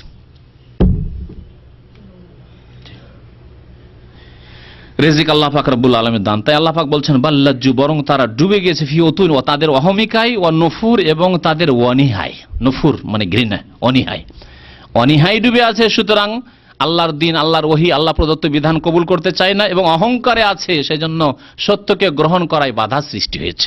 সত্য গ্রহণে বাধা, যে আমার একটা আলোচনা বেশ কিছুদিন আগের আছে, প্রায় 6 মাস বা তারও বেশি হয়ে গেল, তাতে একটি কারণ সত্যকে গ্রহণ করতে বাধা হচ্ছে অহংকার। অহংকার, আমি বুঝি না, আমি যথেষ্ট বুঝি, আমি মাদ্রাসায় পড়েছি, অথবা আমি শিক্ষিত মানুষ, আমাকে আবার ওখানে কি শিখতে হবে, আমি যা জানি তাই যথেষ্ট। যেই ব্যক্তি অহংকার করেছে সে সত্য থেকে অনেক দূরে থেকে গেছে। এইরকমই অনীহা, অভক্তি, আপনার ভক্তি নেই, শুনবেন না আপনি, মানবেন না আপনি, জানবেন না আপনি, যার এইরকম অনীহা রয়েছে সেই ব্যক্তিও সত্য গ্রহণে বাধাপ্রাপ্ত হয়েছে। তাই আল্লাহ পাক রব্বুল আলামিন এই দুইটি খারাপ গুণ উল্লেখ করেছেন, যে যারা আল্লাহর প্রতি বিশ্বাসী নয়, তারা ডুবে রয়েছে কিসে? তাদের অহমিকা, অহংকারে, তাকাব্বুরে এবং অনীহায়, অভক্তিতে। এখান থেকেই শেষ করছি। আল্লাহ পাক রব্বুল আলামিন যেন আমাদের গুনাহ খাতা মাফ করে দেন, আমাদেরকে তার কালাম কোরআন কারীম বুঝার তৌফিক দান করেন, কোরআনের তাফসীর বুঝার তৌফিক দান করেন, নবী করিম সাল্লাল্লাহু আলাইহি ওয়াসাল্লামের হাদিস বুঝার যেন তৌফিক দান করেন এবং কোরআন এবং হাদিসকে প্রাধান্য দেওয়ার তৌফিক দান করেন, কোরআন এবং হাদিসের প্রতি আমল করার জন্য তৌফিক দান করেন, আমাদের সুস্থ বিবেক দিয়ে ভালো কথা জানার তৌফিক দান করেন এবং ভালো কথার প্রতি আমল করার তৌফিক দান করেন। গুনাহার কথা থেকে, গুনাহার কাজ থেকে, অন্যায় থেকে আল্লাহ পাক রব্বুল আলামিন আকীদার গুমরাহি, আমলের গুমরাহি, বিভিন্ন গুমরাহি থেকে আল্লাহ পাক আমাদের জন্য হেফাজত করেন। আমিন ইয়া রাব্বাল আলামিন। ওয়া সাল্লাল্লাহু আলা নবিয়িনা মুহাম্মদ ওয়া আলা আলিহি ওয়া সাহবিহি আজমাইন। এক ভাই প্রশ্ন করেছেন যে জুমার দিনে গোসল করা সুন্নাত না ওয়াজিব? থামেন, প্রশ্নের আগে আমাদের শেখ এজাজুল হক সাহেব আব্দুল্লাহ ফাদ দাওয়া সেন্টার আছেন, ওনার আম্মার আজকে ইন্তেকাল হয়েছে, সেজন্য আপনাদের কাছে দোয়া চেয়েছেন। আল্লাহ যেন রুহের মাগফিরাত করেন, বলেন আমিন। আমিন বলবেন না। আল্লাহ যেন গুনাহ খাতা মাফ করে দেন, আল্লাহ যেন কবর আযাবকে দূর করে দেন, কবরের জীবনকে যেন আল্লাহ পাক যেন সুখী করেন, আল্লাহ পাক রব যেন জান্নাতুল ফিরদাউস দান করেন। আল্লাহ আত্মীয় স্বজনদেরকে, এজাজ ভাই এবং তাদের আত্মীয় স্বজনদেরকে আল্লাহ পাক যেন তাদেরকে সান্ত্বনা দান করেন, আমিন। আরও যেসব ভাইদের এরকম বালা মুসিবত রয়েছে আল্লাহ যেন বালা মুসিবত দূর করেন। আর আমি দুটি ঘোষণার কথা বলেছিলাম, সেই ঘোষণা দুটি আবার বলে দিচ্ছি। প্রথম দিকে বলেছিলাম, অনেক ভাইরাই ছিলেন না। তা হচ্ছে আমাদের আগামী রবিবারে আশুরার রোজার ইফতারি আছে। যেসব ভাইয়েরা আশুরার রোজা রাখবেন, আশা করি বিশেষ করে যারা ইসলামিক সেন্টারে আসেন, এই যে শুক্রবারে এসছেন, সকলে আসলে কোনো দোষ নেই, আপনারা আগামী রবিবার এখানে এসে ইফতার করবেন। এই হলেই বাংলা ভাষাভাষীদের জন্য ইফতারির ব্যবস্থা থাকবে রবিবারের দিন, 10 তারিখে, শুধু 10 তারিখে, আগামীকালকে শনিবার, তারপরের দিন রবিবার। যেসব ভাইরা আসতে পারবেন এখানে এসে আমাদের সাথে ইফতার করবেন। দ্বিতীয় ঘোষণা আছে যে এখানে একজন কর্মচারী কাজের দরকার আছে। যদি কোনো ভাইয়ের কাজ না থাকে বা এমন কেউ আছে কাজ নেই আর কাজ করতে পারেন ইসলামিক সেন্টারে, তাহলে যোগাযোগ করবেন। কাজ হচ্ছে ক্লিনের কাজ, এই চাটা তৈরি করা বা ক্লিন করা, এইসব কাজ। সুতরাং ওই ধরনের কাজ যে ভাই করবেন সেই ভাই এখানে আসবেন, আমার সাথে যোগাযোগ করলে হবে, অথবা আমাদের যে সেক্রেটারি আছে নিচে, অফিস সেক্রেটারি, তার সাথে যোগাযোগ করলে হবে। প্রশ্ন ছিল যে জুমার দিনে গোসল করা সুন্নাত না ওয়াজিব? জুমার দিনে গোসল করা সুন্নাত হইলেও সুন্নাতে মুআক্কাদা। একটি হাদিস আছে, গোসল ইয়াউমুল জুমাতি ওয়াজিবুন আলা কুল্লি মুহতালিম। জুমার দিনের গোসল করা প্রত্যেক সাবালক ব্যক্তির ওপর হাদিস আছে ওয়াজিব, কিন্তু ফোকাহায়ে কেরামদের যে ওয়াজিব, ফরজ আর সুন্নাত, সুন্নাতে মুআক্কাদা, মুস্তাহাব, এই পার্থক্যগুলি পরবর্তীতে এসেছে। এজন্য হাদিসের ওয়াজিবের অর্থ হচ্ছে যে মুতাহাত্তিমুন, অবশ্যই করণীয়, এর মানে অবশ্যই করণীয়। ওলামারা, অধিকাংশ ওলামারা বলেছেন যে এই ওয়াজিব মানে হচ্ছে সুন্নাতে মুআক্কাদা, তার তাগিদ আছে, বিনা কোনো ওজরে ছাড়বে না। হয়তো পানি পেলেন না এক ওজর, অথবা দেখছেন যে খুব ঠান্ডা, এই আর আমি অসুস্থ মানুষ, সর্দি বেড়ে যাবে অথবা জ্বর হয়ে যেতে পারে, তাহলে করবেন না। আর এমনিতেই এই গোসল সুন্নাতে মুআক্কাদা। এর মাধ্যমে পার্থক্য হয়ে যায় ফরজ গোসলের সাথে। যেমন স্বপ্নদোষ হয়েছে, গোসল ফরজ, সহবাস হয়েছে, গোসল ফরজ। ওই রকম জুমার দিনের গোসল ফরজ নয়, ওয়াজিব নয়, এই জন্য সুন্নাতে মুআক্কাদা। জি। মুসাফির ব্যক্তি সফর অবস্থায় জুমার নামাজ পড়বে নাকি যোহর নামাজ? মুসাফিরের জন্য জুমার নামাজ মাফ আছে, কিন্তু যদি সময় মতো জুমা মসজিদ পেয়ে যায়, জুমার নামাজ পড়লে আর জোহর পড়তে হবে না, হয়ে গেল, আমাদের মতোই, মুকিমের মতোই। আর যদি দেখে যে না, আমি ওই রকম সময় মতো জুমা মসজিদ পাচ্ছি না, জরুরি নয় যে হয়রান হয়ে রোড ছেড়ে দিয়ে 20 কিলোমিটার ঢুকবে একটা শহরে, মানে এখানে রাস্তাগুলো এরকম আছে, বা খুঁজবে কোথাও যে জুমা মসজিদ কোথায় আছে, এটাও জরুরি নয়। এক কথায় মুসাফিরের জন্য রুখসাত আছে, মানে ছাড় দেওয়া আছে, সে জোহর পড়ে নিতে পারে। আর যদি জুমা পড়ে নাই, তাহলে আর জোহর পড়তে হবে না, জুমাই পড়লো। জি। অনেক ভাই লিখেছেন যে সফর অবস্থায় গাড়িতে স্বপ্নদোষ হয়ে যায়, কিন্তু যেখানে অবতরণ করেছি সেখানে ওযু করার ব্যবস্থা আছে, কিন্তু গোসল করার ব্যবস্থা ছিল না, এখন কি করব? সফর অবস্থায় যদি এইরকম হয়, যথাসাধ্য, আল্লাহ পাক বলেছেন ফাত্তাকুল্লাহ মাস্তাতাতুম, কোরআনে কারীমের আয়াত, যথাসাধ্য আল্লাহকে ভয় করো, মানে আল্লাহর গুনাহ থেকে বাঁচো। যথাসাধ্য আপনাকে পানির সন্ধান করতে হবে। বাথরুম আছে, তার মানে পানি আছে। যদি আপনি গোসল করতে পারেন তাহলে গোসল করবেন, পানি যদি যথেষ্ট গোসল করার মতো হয়। আর গোসল করার মতো যদি না থাকে, তাহলে উযু করে নিয়ে তায়াম্মুম করে নেবেন। তায়াম্মুম হচ্ছে গোসলের বিকল্প, যেমন হচ্ছে উযুর বিকল্প। অর্থাৎ হাদাস যদি, মানে নাপাকি, ছোট নাপাকি হইলেও উযু নাই আর পানি নাই, তাহলে কি করবেন? তেমন করবেন, এটা হচ্ছে ছোট হাদাস বলা হয়, ছোট নাপাকি। বড় নাপাকি হচ্ছে গোসল ফরজ হয়ে আছে আর গোসল করার মতো পানি নেই, অথবা পানি ব্যবহার করতে পারছেন, আমি অসুস্থ, স্বপ্নদোষে যার খুব জ্বর, এই অবস্থায় গোসল করলে অসুবিধা আছে, অথবা মাথা ফেটে আছে, জখমে আছে, এইখানে গায়ে পানি গেলে অসুবিধা আছে, তাহলে কি করবেন? আল্লাহ বলছেন আও লামাস্তুমুন নিসা, তোমরা যদি স্ত্রী মিলন করো, লামাসা মানে এখানে স্ত্রী মিলন, তাহলে বড় হাদাসের কথা কোরআনে কেন আল্লাহ বয়ান করেছেন, ছোট নাপাকির কথা নয়। ফালাম তাজিদু মান, তারপরে যদি পানি না পাও বা পানি ব্যবহার করতে সক্ষম না হও, ফাতায়াম্মামু সাইয়িদান তাইয়্যিবা, পাক মাটি দিয়ে তোমরা তায়াম্মুম করে নিবে। তাহলে তায়াম্মুম উযুরও বিকল্প আর গোসলেরও বিকল্প। জি, আরেকটি প্রশ্ন, নামাজ লেট করা যাবে না এই জন্য যে ফজর নামাজ পড়লেন না, ওয়াক্ত পার করে দিলেন, এরকম করা যাবে না। দেখছেন যে পানি নেই, ওই সময়ে তায়াম্মুম করে নিয়ে ওয়াক্ত মোতাবেক নামাজ পড়ে নিতে হবে। আরেকটি প্রশ্ন এটা লিখেছেন যে অনেক মহিলার কথা শোনা যায় যাদের স্বামী মারা গেলে তাদের নাকের ফুল এবং কানের দুল খুলে রাখে, এটা কি ইসলামের বিধান নাকি না খুললেও চলবে, জানিয়ে দেন। প্রথম কথা, নাকের অলংকার কোন হাদিস দ্বারা প্রমাণিত নয়, এটা বাঙালি সভ্যতা মনে হয়, আর জানি না আরো উর্দু ভাষীদের মধ্যে আছে কিনা, থাকতে পারে, কম আছে অবশ্য, বা সাউথ ইন্ডিয়াতে আছে, হয়তো আছে, মোট কথা উপমহাদেশে কিছু কিছু এলাকায় আছে। নাক কোনো আরবকে দেখতে পাবেন না। আজকাল টিভির মাধ্যমে দেখছি যারে বিভিন্ন টিভিতে এসে তো অমুক নায়ক নায়িকা নাকে দিচ্ছে, তো এরা দিচ্ছে হয়তো, কিন্তু আরবদের মধ্যে এই প্রচলন 1400 বছরের নাই। কোনো হাদিসে নাকের কোনো অলংকার পাওয়া যায় না, এই জন্য অনেক আলেমরা নিষেধ করেছে যে নাক ফোড়া ঠিক নয়। কানের কথা হাদিসে পাওয়া যাচ্ছে, গলার কথা পাওয়া যাচ্ছে, হাতের কথা পাওয়া যাচ্ছে, কঙ্কন বালার কথা পাওয়া যাচ্ছে, এগুলি আছে অলংকার। তাহলে এখন আসল প্রশ্নের দিকে আসি আর তার উত্তরের দিকে, যে স্বামী মারা গেলে অলংকার খুলে রাখা, এটা 4 মাস 10 দিন শুধু, তার বেশি নয়। আমাদের সমাজে হিন্দু সভ্যতার কারণে অনেকেই সারা জীবনের জন্য, বিধবা হয়েছে মানে সারা জীবন অলংকার পরবে না, এটা ঠিক নয়, বরং 4 মাস 10 দিন পরে শোক শেষ। সুতরাং এইভাবে থাকবে না, অলংকার চলার মতো কিছু, বেশি অলংকার পরবে না যাতে এমন আকর্ষণ হয় যে বিয়ে হচ্ছে না বা বিয়ে করছে না, আবার ফিতনার কারণ হচ্ছে, এরকম হবে না। তবে কিছু অলংকার পরবে যাতে করে শোক তার শেষ হয়ে গেছে, এটা বোঝা যায়। আর বাকি যদি বিয়ে করার ইচ্ছা থাকে তাহলে ভালো ভালো অলংকার পরবে। অনেক মহিলা আছে হয়তো 25-30 বছর বয়স, এখনো বিয়ে করার ইচ্ছা আছে, আর বিয়ে করাই ভালো, বরং বিয়ে করাই সুন্নত। নবী সাল্লাল্লাহু আলাইহি ওয়াসাল্লামের বড় বড় সাহাবায়ে কেরাম যারা শহীদ হয়েছেন জিহাদের ময়দানে, তাদের বিবিরা কেউ বিনা বিবাহে বিধবা হয়ে থাকেননি, প্রত্যেকে ইদ্যত পার হয়েছে, বিয়ে করে নিয়েছেন। এটা হচ্ছে ইসলাম।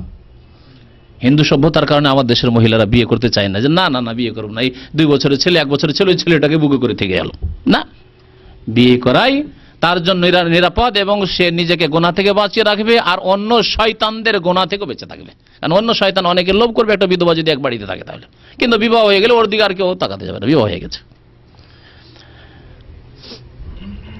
আরেকটি প্রশ্ন, যে আমাদের কবরস্থানে যে জায়গা ছিল তা এখন পূর্ণ হয়ে গেছে, এখন পুরানো কবর মিটিয়ে সেখানে দাফন করা যাবে। কবর প্রায় 30 বছর, ওলামারা বলছেন 30 বছর হাড়হাড্ডি থাকে, সুতরাং 30 বছর হাড়হাড্ডিকে এইভাবে করা যাবে না, কবর এইভাবে রাখতে হবে। আর তারপরে কবর একবারে নিশ্চিহ্ন হয়ে গেছে যদি, তাহলে প্রয়োজনে যেখানে শহরে যেখানে জায়গা পাওয়া যাচ্ছে না সেখানে হয়তো করা যেতে পারে, যেমন হচ্ছে বড় বড় শহরগুলোতে। কিন্তু যদি জায়গা থাকে যে গ্রাম অঞ্চলে, তাহলে কবর উপর কবর দেবে না, নতুন জায়গায় কবর দেবে। আর জানা সত্ত্বেও যে কবর জানা আছে, কবরকে উঠিয়ে ফেলবে না। জি, ফিতনার যদি কারণ না হয়, মসজিদের মধ্যে কবর আছে, উঠিয়ে অন্য জায়গায় দাফন করবে। অথবা ফিতনার কারণে এইসব জায়গায় কবর থাকলে মাজার পূজা শুরু হয়ে যাবে, এই কবর পাকা করে, ফিতনার কারণ আছে, তাহলে কবর কি।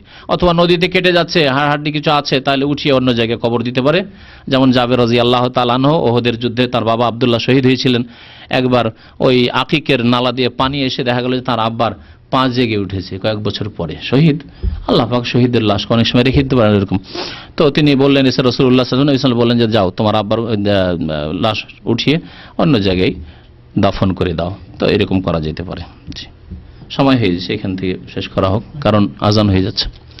এক ভাই লিখেছেন, যখন ঈসা আলাইহিস সালাম অবতরণ করবেন তখন হিংস্র এবং নেকড়ে ভাগ গরু এবং ছাগলের সহিত বিচরণ করবে এবং বালকরা সাপ নিয়ে খেলা করবে, এটা কি ঠিক সত্য? বলা হয়েছে এরকম, আল্লাহ আলাম কেমন করে হবে ওই দৃশ্য। কিয়ামতের কাছাকাছি সময় অনেক কিছু হবে যেগুলো বিবেক দিয়ে বোঝা মুশকিল, যদি এগুলো শাব্দিক অর্থ ধরে নেওয়া হয়। অথবা এটা হতে পারে যে তার রূপক অর্থ হইতে পারে, এরকম অনেক অনেক বিষয়ের রূপক অর্থ হইতে পারে, আল্লাহ ভালো জানে। আপনার ছাগল আর নেকড়ে বাঘ একসাথে থাকবে, জালেম শাসক যারা আছে তারা আর সাধারণ লোক সব সমান হয়ে যাবে, এরকম হতে পারে? নাই, এমনভাবে প্রতিষ্ঠা হবে যে কেউ কাউকে ভয় করবে না। আজকাল জালেম বলে কত ভয়, নিরীহ লোকদের, জালেমদের বলে, জালেম নেতাদের, জালেম যে সমাজের অধিপতি রয়েছে তাদের বলে। সেই সময় আর এইরকম কিছু থাকবে না, এটাও হইতে পারে, আল্লাহ ভালো জানে এসবের অর্থ, কিন্তু হাদিস এই মর্মে আছে। তারপরে এগুলো জিনিস অত জানা ইমানের অংশ নয়, যেগুলি ইমানের জরুরিয়াত সেগুলি জানতে হবে, আর আমলে যেগুলি ইবাদতের জিন্দেগির সাথে সম্পর্ক, হালাল হারামের সাথে সম্পর্ক, এগুলি জানতে হবে। কখন কি হবে না হবে এইসব জিনিস যদি নাও জানেন এত ডিটেলসে বিস্তারিত, তাতে আপনার ইমানের আশা করি কোনো ক্ষতি হবে না। সাল্লাল্লাহু নবিয়ানা মুহাম্মদ ওয়া আলা আলিহি ওয়া সাহবিহি আজমাইন। আসসালামু আলাইকুম ওয়া রাহমাতুল্লাহি ওয়া বারাকাতুহু। ইন্নাল হামদালিল্লাহ নাহমাদুহু ওয়া নাস্তাঈনুহু ওয়া নাস্তাগফিরুহু ওয়া নাউযু বিল্লাহি মিন শুরুরি আনফুসিনা ওয়া মিন সাইয়্যাতি আমালিনা। من يهده الله فلا مضل له ومن يضلله فلا هادي له وأشهد أن لا إله إلا الله وحده لا شريك له وأشهد أن محمدا عبده ورسوله صلى الله تعالى عليه وعلى آله وصحبه وسلم تسليما كثيرا এত আবার দিলে কেউ থাকে?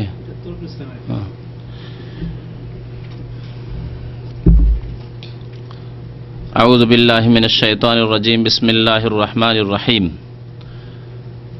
أفمن يمشي مكبا على وجهه أهدى أمن يمشي سويا على صراط مستقيم قل هو الذي أنشأكم وجعل لكم السمع والأبصار والأفئدة قليلا ما تشكرون। মহান আল্লাহর সমস্ত প্রশংসা, দরুদ ও সালাম নাযিল হোক প্রিয় নবী মুহাম্মদ সাল্লাল্লাহু আলাইহি সাল্লামের উপর। আল্লাহুম্মা সাল্লি আলাইহি আল্লাহুম্মা বারিক আলাইহি। আজকে সূরাতুল মুলকের তাফসিরের তৃতীয় অংশ, আয়াত নম্বর 22 থেকে শুরু হবে। আল্লাহ পাক রব্বুল আলামিন সেখানে মুমিন এবং কাফেরের দৃষ্টান্ত বর্ণনা করেছেন, দুনিয়ার অবস্থা, এবং ওই রকমই তাদের অবস্থা হবে আখিরাতে। আল্লাহ পাক ইরশাদ করেছেন, আফামান ইয়ামশি মুকিব্বান আলা ওয়াজহিহি আহদা আম্মান ইয়ামশি সাওয়িয়ান আলা সিরাতিম মুস্তাকিম। আচ্ছা বলো তো, ওই ব্যক্তি, যে ব্যক্তি ইয়ামশি সাওয়িয়ান, আফামান ইয়ামশি মুকিব্বান আলা ওয়াজহিহি, যে ব্যক্তি মুখের ভরে উপুড় হয়ে চলে।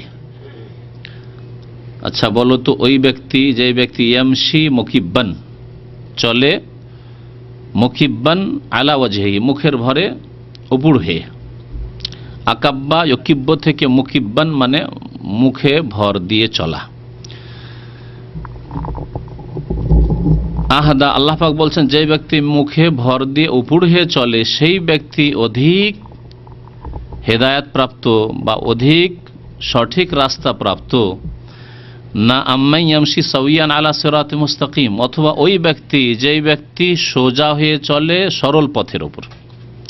এক তো সরল পথ মানে সোজা পথ, আর সোজা পথের ওপর সে বাঁকা হয়ে চলে না, বরং সোজা হয়ে চলে, দুই পায়ে চলে এবং সোজা হয়ে চলে, সেই ব্যক্তি বেশি ভালো, সঠিক পথে আছে, ভালো অবস্থায় আছে, না ওই ব্যক্তি, যে ব্যক্তি এক তো মুখের ভরে চলে, মুখে ভর দিয়ে উপুড় হয়ে, আর বাঁকা হয়ে চলে। সে কোন ব্যক্তি বেশি সঠিক পথে আছে বা ভালো অবস্থায় আছে?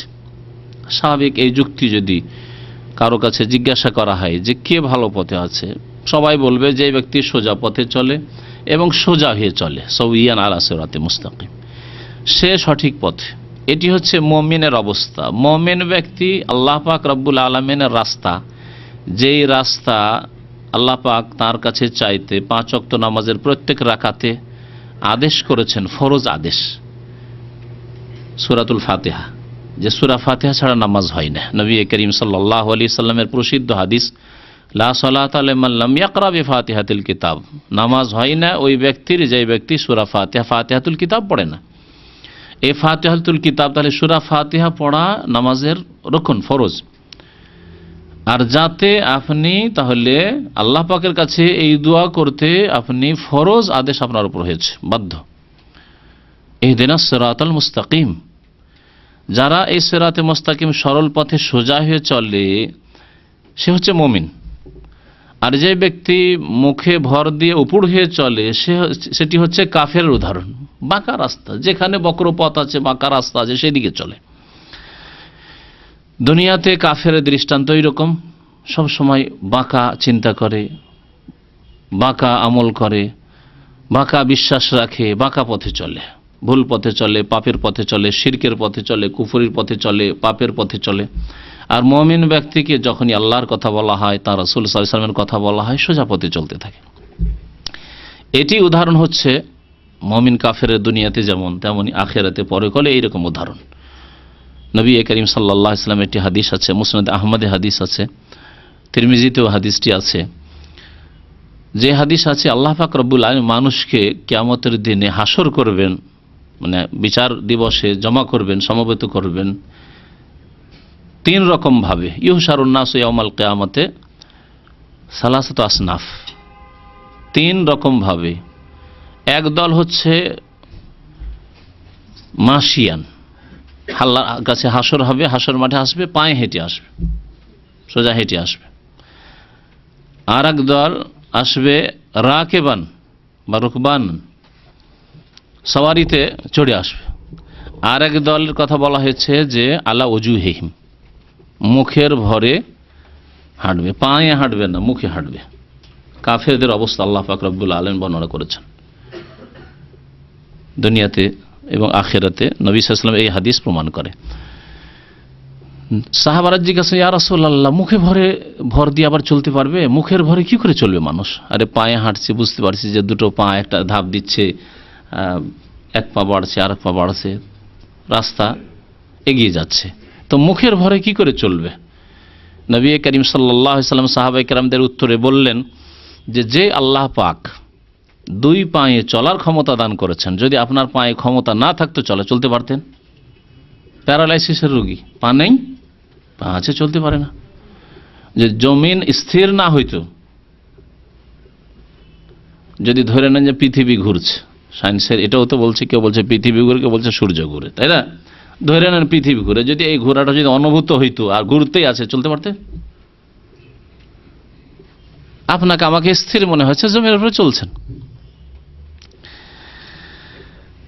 তো আল্লাহ পাক রব্বুল আলামিন যিনি পায়ে চলার শক্তি দিয়েছেন, তিনি কি মুখের ভরে চলার শক্তি দিতে পারেন না? অবশ্যই পারেন। নবী করিম সাল্লাল্লাহু আলাইহি ওয়াসাল্লামের এই হাদিস বলছেন যে কাইফা ইউশারুন নাসু আলা ওজুহিম। সাহাবারা জিজ্ঞাসা করেন, ইয়া রাসূলুল্লাহ, মানুষকে মুখের ভরে কি করে হাসর করা হবে, মানে কিয়ামতের মাঠে উপস্থিত করা হবে, অর্থাৎ কাফেরদেরকে। ফাকাল আলাইসাল্লাহু আমশাহুম আলা আরজুলিহিম কাদিরান আলা ইয়ামশিহুম আলা ওজুহিম। যে আল্লাহ ক্ষমতাবান, যে মানুষকে পায়ে চলার শক্তি দিয়েছেন এবং এই পায়ে চলার শক্তি দেওয়ায় তিনি ক্ষমতাবান, তিনি কি শক্তিবান নন, ক্ষমতাবান নয় যে মানুষের মুখের ভরে চলে শক্তি দেবেন? চলবে। পেটে ভর দিয়ে যদি অনেক জীবজন্তু চলতে পারে, তাহলে কি মুখের ভরে চলতে পারবে না? আল্লাহ পাক রব্বুল আলামিন ইচ্ছা করলে অবশ্যই পারবে। তো আল্লাহ পাক রব্বুল আলামিন এই আয়াতে কাফের এবং মুসলিমের উদাহরণ পেশ করেছেন। সুতরাং আমাদেরকে সোজা পথে চলতে হবে। সোজা পথ হচ্ছে আল্লাহ প্রদত্ত পথ, যেই পথ নিয়ে এসেছেন রাসূলুল্লাহ সাল্লাল্লাহু আলাইহি ওয়াসাল্লাম এবং যা কোরআন এবং হাদিস দ্বারা স্পষ্ট। এইরকমই মুসলিম উম্মতে যারা বিদআতপন্থী, নবী করিম সাল্লাল্লাহু আলাইহি ওয়াসাল্লামের সুন্নতের রাস্তায় চলতে চায় না, ওদেরকে যদি বলা হয় যে নবী সাল্লাল্লাহু আলাইহি ওয়াসাল্লামের হাদিসে এইরকমভাবে নামাজ পড়া আছে, এইরকমভাবে করা আছে, তখন অনেকে তাদের বুজুর্গানের দিনের দোহাই দেয়, বড়দের দোহাই দিয়ে থাকে। এটা হচ্ছে কিসের উদাহরণ? আফামাইয়ামশি মুকিব্বান আলা ওয়াজহি আম্মাইয়াহদি সাওয়িয়ান আম্মাইয়ামশি সাওয়িয়ান আলা সিরাতিল মুস্তাকিম। সোজা পথে চলার জন্য বলা হচ্ছে যে রাসূলুল্লাহ সাল্লাল্লাহু আলাইহি ওয়াসাল্লামের আদর্শ হচ্ছে এইরকম, তার নামাজের ক্ষেত্রে, তার ওযুর ক্ষেত্রে, তার আমলের ক্ষেত্রে, কিন্তু না, সে বাঁকা পথে চলবে। নবী করিম সাল্লাল্লাহু আলাইহি ওয়াসাল্লামের পথ ছেড়ে দিয়ে অন্য কোনো পথে চলাই হচ্ছে মুকিব্বান আলা ওয়াজহি, মুখের ভরে চলা, বাঁকা হয়ে চলা। আল্লাহ পাক যেন আমাদেরকে তৌফিক দান করেন সোজা পথে চলা, নবী করিম সাল্লাল্লাহু আলাইহি ওয়াসাল্লামের রাস্তায় চলার। তারপরে আল্লাহ পাক রব্বুল আলামিন তার কিছু কুদরতের কথা বয়ান করেছেন। আল্লাহ পাক পৃথিবীতে যদি এই নিয়ামতগুলি দান করে থাকেন যাতে তার কোনো অংশীদার নেই, তাতে যদি এসব ক্ষমতা দিয়ে থাকেন, তাহলে তার শুকরিয়া আদায় করা উচিত। প্রথম কথা আল্লাহ পাক বলেছেন। এবং যে আল্লাহ এই অঙ্গ প্রত্যঙ্গে এই ক্ষমতা দান করেছেন, তিনি কি আবার পুনরায় তোমাদেরকে জীবিত করতে পারবেন না? এই কথা দলিল হিসাবে পেশ করে আল্লাহ পাক রব্বুল আবার কিয়ামতের কথা উল্লেখ করেছেন। মহান আল্লাহ ইরশাদ করেছেন, কুল হুয়াল্লাযী আনশাকুম, হে নবী মুহাম্মদ সাল্লাল্লাহু আলাইহি ওয়াসাল্লাম আপনি বলে দেন, হুয়াল্লাযী আনশাকুম, আল্লাহ সেই সত্তার নাম যিনি তোমাদেরকে সৃষ্টি করেছেন। আনশাকুম মানে খালাকাকুম, খালাকা মানে সৃষ্টি করা, আনশা ইউনশি মানে সৃষ্টি করা, তোমাদেরকে সৃষ্টি করেছেন। ওয়া জাআলা লাকুমুস সামআ ওয়াল আবসারা ওয়াল আফইদা, এবং তোমাদেরকে দান করেছেন। জাআলা মানে করা, জাআলা মানে সৃষ্টি করা, জাআলা মানে দেওয়া, বিভিন্ন অর্থে জাআলা শব্দটি ব্যবহার হয়ে থাকে কোরআনে কারীম ভাষায়। ওয়া জাআলা লাকুমুস সামআ, তোমাদের জন্য আল্লাহ পাক দিয়েছেন বা দান করেছেন শ্রবণ শক্তি, সামা শোনার শক্তি দান করেছেন। ওয়াল আবসার, বসরের জমা বহু বচন, দৃষ্টি শক্তি দান করেছেন, দেখার শক্তি দান করেছেন। ওয়াল আফএদা, ফুয়াদের জমা, ফুয়াদ মানে হচ্ছে কলব, হৃদয়, অন্তর। তাত্তালিউ আলাল আফএদা, আছে না কোরআন কারীমে ছোট্ট সূরায়, আফএদা ফুয়াদের জমা বহু বচন।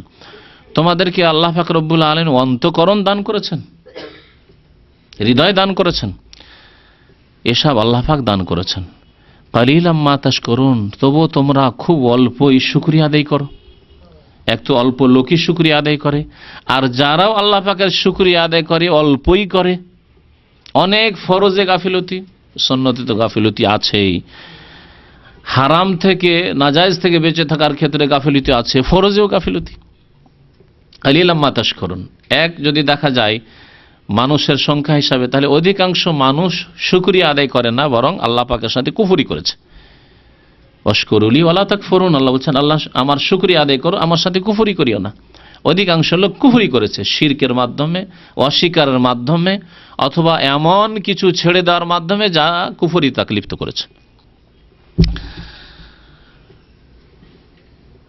আর যারাই আল্লাহর প্রতি ঈমান নিয়ে এসছে তাদের মধ্যে আবার অধিকাংশ লোক অল্পই শুকরিয়া আদায় করে। আল্লাহ পাক এই কথা বলছে, কালিলাম মা তাশকুরুন, অল্পই তোমরা শুকরিয়া আদায় করো। আল্লাহ পাকের নিয়ামতের যে শুকরিয়া আদায় হওয়া উচিত, প্রথম তার ফরজগুলি আদায় করতে হবে, তার প্রতি ঈমান নিয়ে এসে, এটা হচ্ছে আল্লাহ পাকের শুকরিয়া আদায় করা। হারাম নাজায়েজ থেকে বেঁচে থাকতে হবে, এটি হচ্ছে আল্লাহ পাকের শুকরিয়া। কারণ আল্লাহ পাক সৃষ্টি করেছেন, আল্লাহ পাক আমাকে এসব নিয়ামত দান করেছেন, সমস্ত নিয়ামত আল্লাহ পাকের। ওমা বিকুম মিন নি'মাতিন ফামিন আল্লাহ, আল্লাহ পাক কোরআনে কারীমে ইরশাদ করেছেন, তোমার উপর যা কিছু নিয়ামত হয়েছে তা ফামিন আল্লাহ, আল্লাহর পক্ষ থেকে। তাহলে আল্লাহ পাকের শুকরিয়া যথাযথ এই হইতে হবে যে আল্লাহ যিনি সৃষ্টি করেছেন, যিনি আমাকে কান দিয়েছেন, যিনি আমাকে চক্ষু দিয়েছেন, যিনি আমাকে হিতাহিত জ্ঞান দান করেছেন, ভালো মন্দের পার্থক্য করার আমাকে তৌফিক দান করেছেন, পাগল করেননি, খোড়া করেননি, বধির করেননি, বোবা করেননি, সে আল্লাহ পাকের শুকরিয়া আদায় করতে হবে তার হারামকৃত বস্তুগুলি থেকে, বিষয়গুলি থেকে বেঁচে থেকে, নাজায়েজ থেকে বেঁচে থেকে, এবং ফরজ অজেব আদায় করার মাধ্যমে, তারপর সুন্নত মোতাবেক চলার মাধ্যমে, অপছন্দনীয় আপত্তিকর বিষয় থেকে বেঁচে থাকার মাধ্যমে। কালিলাম মা তাশকুরুন, তোমরা খুব অল্পই শুকরিয়া আদায় করে থাকো। এখানে একটি লক্ষণীয় বিষয়, আল্লাহ পাক রব্বুল আলামিন তিনটি নিয়ামতের কথা উল্লেখ করেছেন। আল্লাহ পাকের তো অনেক নিয়ামত আছে, তাই না? শরীরে যদি দেখেন শুধু তিনটি নিয়ামত আছে। আল্লাহ কোনটি নিয়ামতের কথা বলেছেন? প্রথম সামা, শ্রবণ শক্তির কথা। তারপরে অলবাসা আবসার, হ্যাঁ, দৃষ্টি শক্তির কথা আল্লাহ উল্লেখ করেছেন। তারপরে ওয়াল আফেদা, হৃদয়ের কথা, অন্তরের কথা আল্লাহ পাক উল্লেখ করেছেন। নাকের কথা উল্লেখ করলেন না, নাক বড় নিয়ামত। হাতের কথা আল্লাহ উল্লেখ করেননি, পায়ের কথা উল্লেখ করেননি। হ্যাঁ, আল্লাহ পাক রব্বুল আলামিনের জবান আছে, জবানের কথা আল্লাহ পাক রব্বুল আলামিন উল্লেখ করেননি। যাতে স্বাদ গ্রহণ করছেন, যাতে আপনি কথা বলছেন, বাকশক্তি আছে, সেসবের কথা আল্লাহ পাক রব্বুল আলামিন উল্লেখ করেননি। কারণ আল্লাহ পাক সবগুলি নিয়ামত এখানে উদ্দেশ্য নয়, উদ্দেশ্য হচ্ছে যেগুলি সবচেয়ে বেশি উপকৃত হন যেগুলি নিয়ামত দিয়ে, সেগুলি আল্লাহ পাক উল্লেখ করেছেন এখানে। শরীরে যত অঙ্গ প্রত্যঙ্গ আছে তার মধ্যে সবচেয়ে বেশি উপকৃত হয় মানুষ তার হৃদয় দিয়ে। ভালো মন্দের যাচাই বাছাই করে, আমি এই কাজটা, দিনের ক্ষেত্রে তো আছে, দুনিয়ার ক্ষেত্রে নেন, এ দেশে যাব না, এই ব্যবসা করব না, এই চাকরিতে থাকবো না, দেশে যাব না, এখানেই থাকবো, তাই না? হৃদয় আল্লাহ পাক রব্বুল আলামিন দান করেছেন, অন্তর দান করেছেন, কলব, তা দিয়ে ভালো মন্দ বুঝছেন, ভালোকে গ্রহণ করছেন। আপনার কোনো জায়গায় যদি আঘাত হয় তাহলে সেটা অনুভূতি হচ্ছে অন্তরে। এই অন্তরের মধ্যে রয়েছে ঈমান, অন্তর থেকে আপনি শিরক কুফরিকে বের করেছেন। অন্তরে রয়েছে ভালোবাসা, যার জন্য আল্লাহ ভালোবাসা, আল্লাহ এবং রসুলের ভালোবাসা, মুমিনের ভালোবাসা, হ্যাঁ, আত্মীয় স্বজনের ভালোবাসা, যাদের ভালোবাসার কথা আল্লাহ পাক বলেছেন। তাহলে এই অন্তর দিয়ে মানুষ অনেক বেশি উপকৃত হয় মানুষ এই দৃষ্টিশক্তি, চক্ষু দিয়ে খুব বেশি উপকৃত হয় মানুষ এই শ্রবণ শক্তি দিয়ে, হ্যাঁ, শোনার শক্তি দিয়ে। যত বিদ্যা হাসিল করে মানুষ, আমরা সকলে কিছু না কিছু পড়াশোনা করেছি, কেউ কম কেউ বেশি, সমস্ত পড়াশোনা ঢুকেছে কোনখান দিয়ে? হ্যাঁ, ওস্তাদের কাছে স্কুলে পড়ে থাকলে আর মাদ্রাসায় পড়লে, হ্যাঁ, কোরআন পড়লেও আর হাদিস পড়লেও ঢুকেছে কান দিয়ে। কানের শক্তি না থাকতো কিছুই ঢুকতো না ভিতরে, শিক্ষার রাস্তা বন্ধ। এলম যে আলো আর অজ্ঞতা যে অন্ধকার, আপনি অন্ধকারে থেকে যেতেন, কান দিয়ে ঢুকেছে। অথবা এই চোখ দিয়ে ঢুকেছে, চোখ দিয়ে পড়েছেন, কিতাব দেওয়া হয়েছে, বই দেওয়া হয়েছে, পড়েছেন, পড়ার পরে চক্ষু পড়ার পরে তখন কলবে নামিয়েছে ওই কথাগুলি, অন্তরে নামিয়েছে, মুখস্থ রাখা।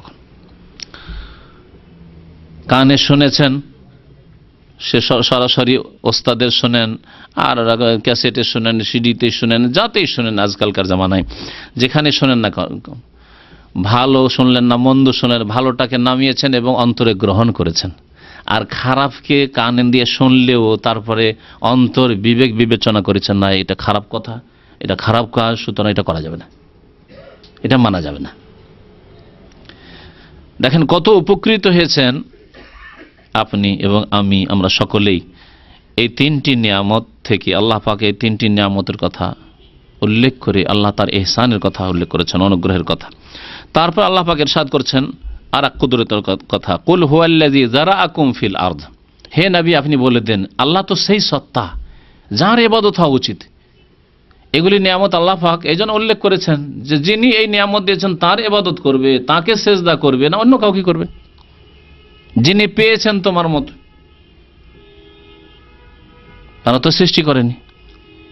কেউ বলবে যে জিলানি আমাকে কান দিয়েছে, শোনার শক্তি দিয়েছে, জিলানি আমাকে হিতাহিত জ্ঞান দিয়েছে, জিলানি আমাকে আমার দৃষ্টি শক্তি দিয়েছে। একেবারে অন্ধ, যাকে আল্লাহ পাক খতম আল্লাহ আলা কলুবি, অন্তরে আল্লাহ পাক তালা মেরে দিয়েছে, সে বলতে পারে যে আমাকে সন্তান দান করেছে অমুক পীর। আম খুলিকু মিন গায়রি শাইইন আম হুমুল খালিকুন, আল্লাহ পাক কোরআনে কারীমে ইরশাদ করেছেন একটি আয়াতে, তারা কি এমনিতে সৃষ্টি হয়ে গেছে যেমন নাস্তিকরা বলে? আম হুমুল খালিকুন, অথবা তারা সৃষ্টি করে, কোন মানুষ সৃষ্টি করেছে? কোন শক্তি সৃষ্টি করেছে কোন মানুষকে? কুল হুয়াল্লাযী, হে নবী বলে দেন হুয়াল্লাযী, সেই আল্লাহ জাতে পাক, আল্লাহ সেই সত্তা মাবুদ যিনি ইবাদতের হকদার, যারাআকুম ফিল আরদি, পৃথিবীতে যিনি তোমাদেরকে বিস্তৃত করে দিয়েছেন, ছড়িয়ে দিয়েছেন। যারা মানে ছড়িয়ে দেওয়া।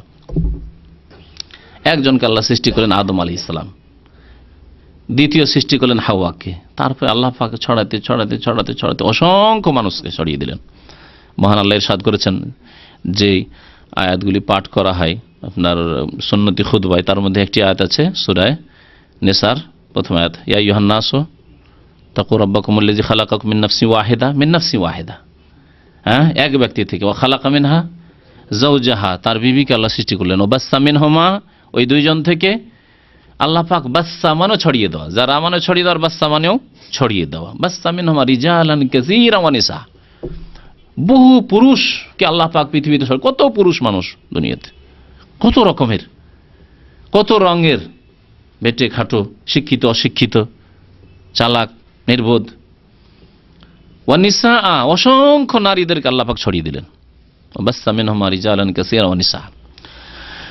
তো আল্লাহ পাক রব্বুল আলামিন ওই নিয়ামতের কথা বলছেন যে আল্লাহ পাক সেই জাত যিনি জমিনে সৃষ্টি করেছে তোমাদেরকে, ওয়া ইলাইহি তুহশারুন, যিনি তোমাদেরকে জমিনে ছড়িয়ে দিয়েছেন। আল্লাহ পাক হাত ছাড়া হয়ে গেছো নাকি? আল্লাহ পাক এক জায়গাতে একজন দুজন মানুষ 10 জন 20 জন 50 জন 200-400 থাকলে সামলিয়েছিলেন, আর সারা পৃথিবীতে ছড়িয়ে দিয়েছেন। কেউ জাপানে আছে, কেউ অস্ট্রেলিয়াতে আছে, কেউ ইউরোপে, কেউ আমেরিকায়, কেউ কানাডায় আছে। আল্লাহ পাকের ক্ষমতার বাইরে চলে গেছো নাকি? আবার আল্লাহ পাকের যখন আদেশ হচ্ছে নির্দিষ্ট সময় শেষ হয়ে যাচ্ছে, তখন মালাকুল মউত যাচ্ছে, আবার আল্লাহর কাছে ফিরে আসতে হচ্ছে। ওয়া ইলাইহি তুহশারুন, যে আল্লাহ ছড়িয়ে দিয়েছেন তার কাছেই তোমাদেরকে সমবেত হইতে হবে। হাসরের মাটির জন্য বলা হয়। হাসর মানে জমা করা, একত্রিত করা, সমবেত করা। বাংলা ভাষায় হাসরের মাঠ এমন ব্যবহার হয়েছে যে বাংলার মতো হয়ে গেছে, কিন্তু হাসর মানে আসলে আরবি ভাষা, ওর মানে হচ্ছে একত্রিত করা, জমা করা, সমবেত করা। ওয়া ইলাইহি তুহশারুন, এবং তার দিকেই বা তার কাছেই তোমাদেরকে সমবেত হইতে হবে। তাহলে তার কাছে সমবেত হইতে হবে। যে আল্লাহ ছড়িয়ে দিয়েছেন তার জন্য জমা করা সহজ। যে আল্লাহ সৃষ্টি করলেন না থেকে আবার ছড়িয়ে দিলেন, তিনি অবশ্যই তোমাদেরকে একত্রিত করতে পারবেন। এটি হচ্ছে কিয়ামত।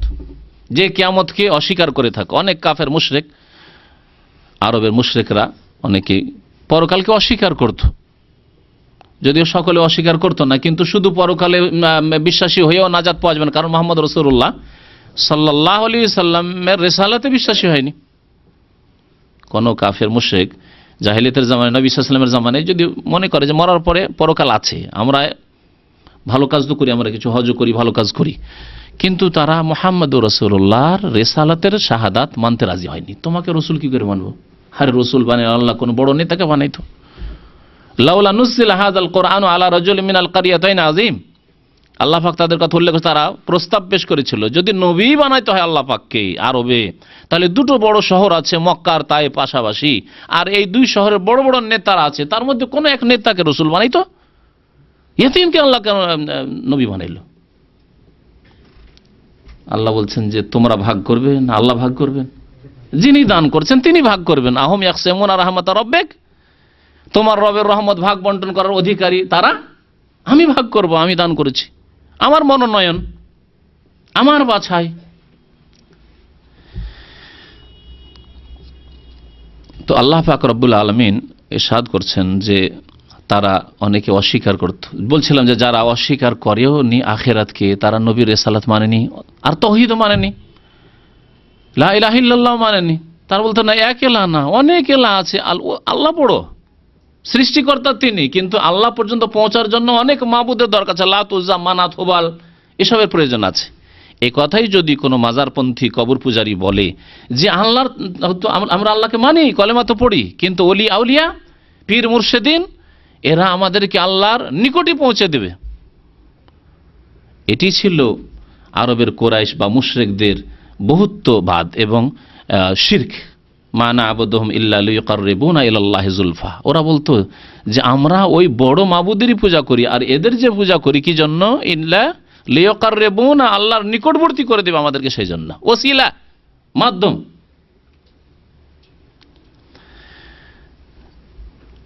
অনেকে তাদের পরকাল অস্বীকার করতো, পরকালও কিছু নেই, যেমন নাস্তিকরা আছে, পরকাল কিছু নেই। বা মুশরিকদের মধ্যে পরকাল, মানে হিন্দুদের মধ্যে পরকাল নেই, তাদের মধ্যে আছে কি বলে ওটাকে জানেন ওদের? পুনর্জন্ম। যদি একজন ভালো মানুষের জীবনযাপন করে তাহলে আগামীতে আরো বড় মানুষের, শূদ্র ছিল এখন ব্রাহ্মণে জন্মিবে, মহামানব অশিক্ষিত ছিল, মূর্খ ছিল, শিক্ষিত হয়ে একেবারে ডাক্তার, ইঞ্জিনিয়ার, নেতা হয়ে, প্রধানমন্ত্রী হয়ে জন্ম নেবে আগামী প্রজন্মে 100-200 বছর পর। আর যদি অসৎ ব্যক্তি হয় তাহলে ও ব্রাহ্মণ হয়েও, আর রাষ্ট্রপতি হয়েও, আর প্রধানমন্ত্রী হয়েও, আর বড় পয়সাওয়ালা হয়েও শূদ্র হয়ে জন্ম নেবে। মিথ্যা কথা। এর দ্বারা কোনো দিনই হক বাতিল, কে হকে আছে কে বাতিল আছে স্পষ্ট হবে না, মানুষ জানতে পারবে না। কিন্তু আখেরাত যখন হয়ে যাবে, হাসরের মাঠে বিচার হয়ে যাবে, হক স্পষ্ট হয়ে যাবে যে কারা হক পথে ছিল, কারা সত্য পথে ছিল, কারা আল্লাহ পাক রব্বুল আলামিনের মনোনীত দ্বীনের উপর, ধর্মের উপর ছিল। তো আল্লাহ পাক রব্বুল আলমিনের পরকালকে যারা অস্বীকার করেছে তারা চ্যালেঞ্জ করতো নবী করিম সাল্লাল্লাহু আলাইহি সাল্লামকে। আল্লাহ পাক ওই কথা উল্লেখ করছে, তোমরা চ্যালেঞ্জ করছো। আল্লাহ পাক রব্বুল আলমিনের কাছে কিয়ামত কায়েম করা খুব সহজ। ওয়ায়াকুলুনা মাতা হাযাল ওয়াদ, আর তারা বলে থাকে, মানে কাফের মুশরিকরা বলে থাকে, মাতা হাযাল ওয়াদ, এই যে ওয়াদা বারবার বলছো যে কিয়ামত হবে, কিয়ামত হবে, একদিন বিচার হবে, ভালো করো পাবে আর মন্দ করো তার শাস্তি হবে, এই ওয়াদা কখন পুরা হবে মুহাম্মদ সাল্লাল্লাহু আলাইহি ওয়াসাল্লাম? এইভাবে তারা অনেকে ঠাট্টা বিদ্রুপ করত। ইন কুনতুম সাদিকিন, তোমরা যদি সত্যবাদী হও, মুহাম্মদ তুমি যদি সত্যবাদী হও, তোমার সাথী সঙ্গীরা যদি আবু বকর ওমর যারা তোমার সঙ্গী সাহাবী তারা যদি সত্যবাদী হও, কখন দেখাও দেখি বা জানাও দেখি ওর ডেটটা, তারিখ কখন। আল্লাহ পাক রব্বুল বলছেন যে কিয়ামতের তারিখ আমি নবীকেও জানাইনি, আর নবীর এই ক্ষমতাতেও নেই যে তিনি জানাবেন, আর না জানাতে পারলেই যে কিয়ামত হবে না এমন কথা নেই। আসল বিষয় এই না যে তারিখ বলে দিলেই সেটা সত্য, এটা আসল বিষয় নয়। তাফসীরকারগণ বলছেন যে কোনো কিছুর তারিখ বলে দিলেই যে সত্য শুধু তা না, বরং সত্য বিষয় সেটি যার দলিল প্রমাণ আছে। আল্লাহ পাকের সৃষ্টিগত বহু দলিল প্রমাণ রেখেছেন আল্লাহ পাকের একত্বের, আখিরাতের, এবং আমাদের কাছে দলিল হচ্ছে আল্লাহ পাকের কথা, তাঁর রাসূল সাল্লাল্লাহু আলাইহি ওয়াসাল্লামের কথা। যেই রাসূলুল্লাহ সাল্লাল্লাহু আলাইহি ওয়াসাল্লাম সম্পর্কে মক্কার মুশরিকরা কোনোদিন এই কথা বলতে পারেনি 40 বছর পর্যন্ত, এই মুহাম্মদ জীবনে একবার মিথ্যা কথা বলেছে না, পেরেছিল? যদি পারতো তাহলে কি তারা এই উপাধি দিত সাদেক আর আমিন, চিরসত্যবাদী এবং বিশ্বস্ত ব্যক্তি? কাফের মুশরিকরা তাদের আমানতগুলি মুহাম্মদ সাল্লাল্লাহু আলাইহি ওয়াসাল্লামের ঘরে জমা রাখতো। হিজরতের সময় আলী রাদিয়াল্লাহু তাআলা আনহুকে সব দায়িত্ব বুঝিয়ে দিয়েছেন যে এই আমানতগুলি ওদের দিয়ে দিবেন, দুশমনদের, শত্রুদের, যারা খুন করার জন্য বাড়ি ঘেরাও করেছে তাদের। তারপরে বিশ্বাসঘাতকতা করে খেয়ানত করে নিয়ে পালিয়ে যাননি যে তোরা মারবি, তোদের সব নিয়ে যাব, এ তো করেননি। 40 বছর পর্যন্ত নবী সাল্লাল্লাহু আলাইহি ওয়াসাল্লাম সম্পর্কে কোনো ইশারাও তাদের করার ক্ষমতা হয়নি যে জীবনে একবার কোন একটা খারাপ কাজে জড়িত হয়েছে।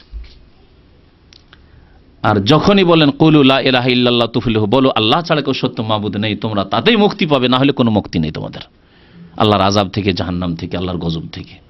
তখন বলল সাহিরুন কাযযাব, হয় জাদুকর আর না হলে মিথ্যুক, নয় মজনুন। এগুলি কি করার জন্য? হেয় প্রতিপন্ন করার জন্য, আসলে অন্তর থেকে এ কথা নয়।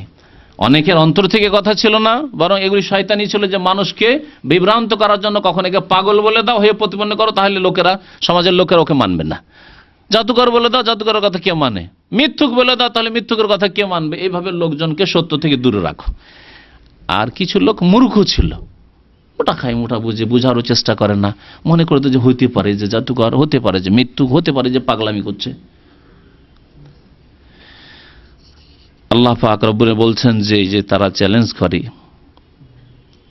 বলে দাও, কুল, হে নবী সাল্লাল্লাহু আলাইহি ওয়াসাল্লাম, এর উত্তর বলে দাও যে তোমাদেরকে আমি তারিখ বলার জন্য আসিনি যে কোন সালে হবে আর কোন তারিখে কিয়ামত হবে। ইন্নামাল ইলমু ইনদাল্লাহ, চূড়ান্ত জ্ঞান কিয়ামতের, যে কিয়ামত কোন সালে হবে আর কোন তারিখে হবে, আল্লাহ পাকের নিকটে এর জ্ঞান রয়েছে। ইন্নামাল ইলমু ইনদাল্লাহ, নিশ্চয় এই কিয়ামতের জ্ঞান আল্লাহ পাকের নিকটে রয়েছে। আল্লাহ পাক এই জ্ঞানকে নিজের জন্য খাস করেছেন। সূরা লুকমানের শেষ আয়াতে ইন্নাল্লাহ ইনদাহু ইলমুস সাআহ ওয়া ইউনাজ্জিলুল গায়স ওয়া ইয়ালামু মা ফিল আরহাম ওয়া মা তাদরি নাফসুন মাযা তাকসিবু গাদা ওয়া মা তাদরি নাফসুন বিআইয়ি আরদিন তামুত। 5টি বিষয় আল্লাহ পাক উল্লেখ করেছেন গায়বের, অদৃশ্যের। আর এই 5টি বিষয়কে নবী করিম সাল্লাল্লাহু আলাইহি ওয়াসাল্লাম তার হাদিসে কি বলেছেন বলতে পারেন কেউ? মাফাতিহুল গায়ব, গায়বের চাবি। এমন গায়েব, অদৃশ্য, যার চাবি একমাত্র আল্লাহ পাক রব্বুল আলামিনের কাছে আছে, আর কেউ জানে না। তার প্রথমটি হচ্ছে ইন্নাল্লাহ ইনদাহু ইলমুস সাআহ, নিশ্চয় আল্লাহ পাক রব্বুল আলামিনের নিকট কি রয়েছে? কিয়ামতের জ্ঞান রয়েছে। ইলমুস সাআহ, কিয়ামতের একটি নাম হচ্ছে আস-সাআহ। ইয়াসআলুনাকা আনিস সাআহ, তারা কিয়ামত সম্পর্কে জিজ্ঞাসা করে, আইয়ানা মুরসাহা, কখন তা অনুষ্ঠিত হবে? আল্লাহ পাক বলছেন যে এর ইলম একমাত্র আমার কাছে রয়েছে। ওয়া ইন্নামা আনা নাযীরুম মুবিন, এবং হে নবী বলে দাও যে আমি তো একমাত্র কি সুস্পষ্ট সতর্ককারী। নাযীর সতর্ককারী, আর মুবিন সুস্পষ্ট, স্পষ্ট ভাষায়, কোনো জড়তা নেই ভাষায়, কোনো অস্পষ্টতা নেই, কোনো বাঁকা কথা নয়, সোজা কথাই বলছি। আমি তোমাদেরকে সতর্ক সাবধান করার জন্য এসেছি। কাল কিয়ামতে মরে যাওয়ার পরে আর বলতে পারবেন না যে হায় আমাদের তো কেউ জানেনি, আমরা তো অজ্ঞ থেকে গেছিলাম, আমরা জানি না, তো কি করে আমরা সংশোধন করব। স্পষ্ট ভাষায় বলতে এসেছি যে লা ইলাহা ইল্লাল্লাহ মেনে নাও, মুহাম্মদকে রাসূলুল্লাহ মেনে নাও, তাহলে তাতেই তোমাদের রেহাই রয়েছে, রক্ষা রয়েছে। আখিরাতে বিশ্বাসী হয়ে যাও, 5 ওয়াক্ত নামাজ পড়ো। আমি যা বলছি তা আল্লাহর পক্ষ থেকে বলছি, কোরআনে কারীম আল্লাহর পক্ষ থেকে, আল্লাহর কিতাব নাজিল হচ্ছে, বিশ্বাস করে নাও। ওয়া ইন্নামা আনা নাযীরুম মুবিন, আমি সুস্পষ্ট সতর্ককারী মাত্র, এর বেশি আর কিছু নয়। আমি না মাবুদ, উপাস্য যে আমার উপাসনা করতে বলছি, আমাকে সেজদা করতে বলছি, আর না আমি গায়েবের চাবিকাঠি রাখি যে আমি গায়েব খুলে বলে দেবো যে অমুক তারিখ অমুক সালে কিয়ামত হবে। এসব কথা বলা আমার কাজ নয়, আল্লাহ পাকের নিকটের জ্ঞান রয়েছে।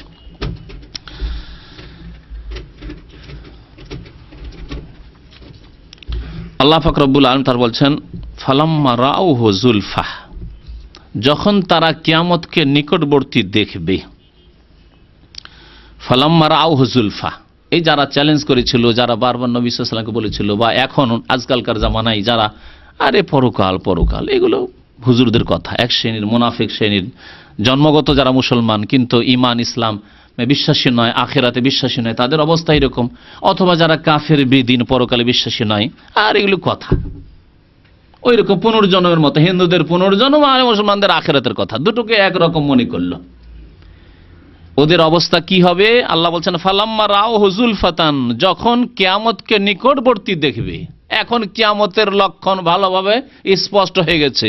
পশ্চিম দিক থেকে সূর্য উঠে গেছে, দাজ্জাল চলে এসেছে। হ্যাঁ, কিয়ামতের আরো যেসব লক্ষণ, বড় বড় লক্ষণ চলে এসেছে, ইয়াজুজ মাজুজ চলে এসেছে, কিয়ামতের বড় লক্ষণ বেশ যেগুলি বয়ান করা হয়েছে। আমার এক একটির উপর এক একটি করে বক্তব্য আছে বেশ কয়েক বছর আগে। সিআত ওয়াজুহুল লাযিনা কাফারু, তখন কাফের যারা অস্বীকার করেছিল যে কিয়ামত হবে না, পরকাল হবে না, হিসাব নিকাশ আবার কি, নামাজের প্রথম হিসাব হবে বললেও মুসলমানকে পারা যায় না। প্রথম আল্লাহ পাক কিয়ামতের মাঠে বিচার দিবসে নামাজের 5 ওয়াক্ত নামাজের হিসাব নেবেন। মুসলিমকে বললে মুসলিমের কান ঘামে না, পরোয়াই নেই, বিশ্বাসই নেই, না দেখে তার বিশ্বাস করবেন আল্লাহর আযাব না দেখলে। ফালাম্মা রাহু যুলফা, যখন কিয়ামতকে একবার নিকটবর্তী দেখবে, আসন্ন চলে এসছে কিয়ামত, এখন যুলফা। সিআত ওয়াজুহুল লাযিনা কাফারু, এইরকম বেনামাজি যারা কুফরি করেছে নামাজ ত্যাগ করে, আর যারা কাফের কুফরি করে অস্বীকার করে, পরকালকে অস্বীকার করেছে, সন্দেহ করাই কুফরি, সন্দিহান হয়েছে পরকাল হবে হবে না, এগুলো আল্লাহই জানে, নামে আল্লাহ জানে, আল্লাহর উপর বিশ্বাস তো নেই আসলে, তাই না? এইসব লোকের সিআত ওয়াজুহুল লাযিনা কাফারু, এই কাফেরদের চেহারা মলিন হয়ে যাবে, কালো হয়ে যাবে। চিন্তায় যে হাই হলো কি, আর তো সংশোধনের কোনো উপায় নেই। বড় লক্ষণগুলি, কিয়ামতে যে আলামতগুলি রয়েছে, এগুলি আসার পরে আর সংশোধনের সুযোগ থাকবে না। জানা আছে হাদিস, নবী করিম সাল্লাল্লাহু আলাইহি ওয়াসাল্লাম বলেছেন যে তওবা দরজা কতক্ষণ পর্যন্ত খোলা আছে? যতক্ষণ পর্যন্ত পশ্চিম দিক থেকে সূর্য উদয় হয়নি। সূর্য পশ্চিম দিক থেকে উঠলে সবাই তওবা করবে, কিন্তু তওবার দরজা বন্ধ হয়ে যাবে। সিআত ওয়াজুহুল লাযিনা কাফারু, কাফেরদের চেহারা তখন মলিন হয়ে যাবে। ওয়াকিলা, এবং তাদেরকে তখন বলা হবে, আল্লাহর ফেরেশতারা তখন ধমক দিয়ে বলবেন শাসানিমূলক, হাযাল্লাযী কুনতুম বিহি তাদদাউন, এই যে কিয়ামত দেখছো না এখন, এটাই তোমরা চাইতে, তলব করতে, তাদদাউন মানে ডিমান্ড করতে, তাদদাউন তাতলুবুন, তলব করতে, নবীকে বলতে, বা যারা ভালো লোক তোমাদেরকে নামাজের কথা বলতো, দ্বীন ইসলামের কথা বলতো, লা ইলাহা ইল্লাল্লাহর কথা বলতো, তাওহীদ আল্লাহর একত্বের কথা বলতো, পরকালে বিশ্বাসী হওয়ার কথা বলতো, না দেখে ঈমান বিল গায়ব অদৃশ্য বিশ্বাসী হওয়ার কথা বলতো, বলতে কখন কি হবে না হবে দেখাও দেখি। হাযাল্লাযী কুনতুম বিহি তাদদাউন, এরই তোমরা দাবি করতে যে দেখাও, এই তো দেখে নাও, এখন দেখো এখন কি অবস্থা তোমাদের হবে। ফালাম্মা রাউহু যুলফাতান সিআত ওয়াজুহুল লাযিনা কাফারু ওয়া কিলা হাযাল্লাযী কুনতুম বিহি তাদদাউন। আল্লাহ পাক রব্বুল আলামিন তারপর ইরশাদ করেছেন যে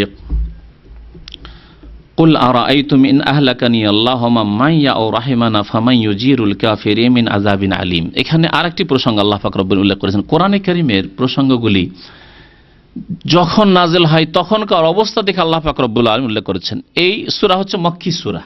মক্কায় মানুষের সংশোধনের বেশি প্রয়োজন ছিল শিরক মুক্ত করা, তাওহীদের সংশোধন। তারপরে পরকালে বিশ্বাসী নয়, পরকাল সম্পর্কে তাদেরকে সজাগ করা এবং তাদের ঈমান মজবুত করা। এই জন্য আল্লাহ পাক রব্বুল আলামিন বিভিন্ন বিষয়গুলি, বিশেষ করে ঈমানের বিষয়গুলি মক্কি সূরাগুলিতে আল্লাহ পাক রব্বুল উল্লেখ করেছেন। আল্লাহ পাক রব্বুল এখানে উল্লেখ করেছেন তাদের ওই কথা, তারা বলতো, তাদের কাফেররা, যে আমরা সঠিক পথে আছি, মুহাম্মদ সাল্লাল্লাহু আলাইহি ওয়াসাল্লাম ভুল পথে, আমরা বাপদাদা পূর্বপুরুষের 14 পিঢ়ি থেকে চলে আসছি, যে রাস্তার উপর চলে আসছি, আর আমরা ইব্রাহিম আলাইহিস সালাম ইসমাইলের ওয়ারিস, আমরা কাবার মুতাওয়াল্লি, কাবার খাদেম, আমরা আর কি কোন কথাবার্তা নিয়ে আসলো, নতুন কথাবার্তা নিয়ে আসলো। ভুল পথে সে আছে। যখন ভুল পথে আছে আল্লাহর অভিশাপ নামবে ওর ওপর। যারা তার অনুসারী হয়েছে সাবি বলতো, তারা কি বলতো সাহাবে কেরামদেরকে? সাবি মানে বিধর্মী হয়ে গেছে, বিদিন হয়ে গেছে, সুতরাং তাদের ওপর গজব নাজিল হবে। আল্লাহ পাক নবীকে বলছেন তাদেরকে শুনিয়ে দাও যে আল্লাহ আমাকে যদি হালাকও করে দেন আর আমার সাথীদেরকে, নবী সাল্লাল্লাহু আলাইহি ওয়াসাল্লাম সাথীদেরকে, অথবা আল্লাহ আমাদের উপর দয়া করেন, তাতে তোমাদের লাভ আর লস কিছু হবে? তোমরা কুফরের অবস্থায় থেকে গেলে, তোমরা যখন কুফরের অবস্থায় থেকে গেলে, তাহলে তোমাদেরকে আল্লাহর আযাব থেকে কে রক্ষা করবে? আরে আমরা না হয় মরলাম, না হয় বাঁচলাম, আল্লাহ হালাক করলো, না হয় দয়া করলো, দুটোর একটাই হবে। কিন্তু তোমাদের কি হবে? তোমরা যে কুফরের অবস্থায় থেকে গেলে, ইসলামে এলে না, ঈমানে আসলে না, পরকালে বিশ্বাসী হলে না, আল্লাহর তৌহিদ একত্রে বিশ্বাসী হলে না, তোমরা তো নিজের কিছু ফায়দা করো, নিজেকে উপকৃত করো। তাই আল্লাহ পাক ইরশাদ করেছেন, কুল, হে নবী বলে দেন, আর আয়াতুম, আচ্ছা বলো তো, ইন আহলাকানি আল্লাহ, আল্লাহ যদি আমাকে ধ্বংস করে দেন, ওয়ামা মাইয়া, এবং আমার সঙ্গী সাথীদেরকে ধ্বংস করে দেন, যারা আমার সাথে রয়েছেন মানে সাহাবায়ে কেরাম, তাদেরকে ধ্বংস করে দেন, যেটা তোমরা আশা করছো যে মুহাম্মদ এবং মুহাম্মাদের সাথী এরা যেহেতু ভুল পথে আছে, আল্লাহ অবশ্যই একদিন কোনো গজব নাজিল করবে, এদেরকে ধ্বংস করবে, এবং এদের ওপর লাত উজ্জা মানাতের মার পড়বে, হুবলের আমাদের দেবী দেবতার মার পড়বে। বলে না অনেকে, আজকাল যদি কোনো পীরের বিরুদ্ধে বলে দেন, মাজারের বিরুদ্ধে বলে দেন, আটরসির বিরুদ্ধে, মাস মান্ডারের বিরুদ্ধে, শাহজালাল, এগুলি জায়গায় যাওয়া শিরক, এরকম কথাবার্তা বললে কখন যে এরকম মায়ের পড়বে, পীর বাবার মায়ের পড়বে। একই মুশরিকানা আকীদা, মক্কার মুশরিকরা এসব আকীদায় রাখতো। তাই আল্লাহ পাক নবীকে বলছেন যে আল্লাহ যদি আমাকে হালাকও করে দেন এবং আমার সাথী সঙ্গীদেরকে হালাক করে দেন, আও রাহিমানা, অথবা আমাদের উপর দয়া করেন, আল্লাহ পাক রহমান রহিম, তিনি দয়া করেন এবং আল্লাহ আমাদেরকে হেফাজতে রাখেন, আর অবশ্যই রেখেছেন আর রাখবেন। ফামাই ইউজিরুল কাফিরিনা মিন আযাবিন আলিম, তাহলে তোমরা শোনাও যে কে রক্ষা করবে কাফেরদেরকে। আজারা ইউজিরু মানে স্মরণে নেওয়া, পানাহে রাখা, রক্ষা করা। এই জন্য আমরা একটি দোয়া বলি, আল্লাহুম্মা আজিরনা মিনান নার, বলি না, আল্লাহ আমাদেরকে জাহান্নাম থেকে রক্ষা করো, বাঁচাও। ফামাই ইউজিরুল কাফিরিনা, কাফেরদেরকে কে রক্ষা করবে, মিন আযাবিন আলিম, যন্ত্রণাদায়ক আযাব থেকে, কঠোর যে শাস্তি রয়েছে সে শাস্তি থেকে কাফেরদের বাঁচাবে কে? তোমরা তো আর ঈমান নিয়ে আসলে না। আরে আমাদের দুটোর একটাই হবে, হয় ধ্বংস করবেন, নয় আল্লাহ হেফাজত করবেন, রহম করবেন। আর তোমাদের কি হবে? তোমরা তো কুফরের অবস্থায় থেকে গেলে, লাভ তো আর কিছু হলো না। এই কথা আল্লাহ পাক নবীকে বলছেন তাদেরকে। কুল হুয়ার রহমান, কাফেরদেরকে যন্ত্রণাদায়ক আযাব থেকে একমাত্র রক্ষা করতে পারেন আল্লাহ পাক রব্বুল আলামিন। কখন রক্ষা করবেন? যখন তার প্রতি ঈমান নিয়ে আসবে, পরকালের প্রতি ঈমান নিয়ে আসবে। কুল হুয়ার রহমান, তিনি তো রহমান, দয়াবান। আমান্না বিহি, তার প্রতি আমরা ঈমান নিয়ে এসেছি।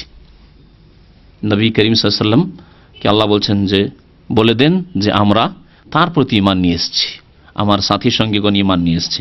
ওয়া আলাইহি তাওয়াক্কালনা, এবং তার প্রতি আমরা আস্থা ভরসা রাখি। ঈমান নিয়ে এসেছি, ঈমান নিয়ে আসা মানে শুধু কলেমা পড়া নয়।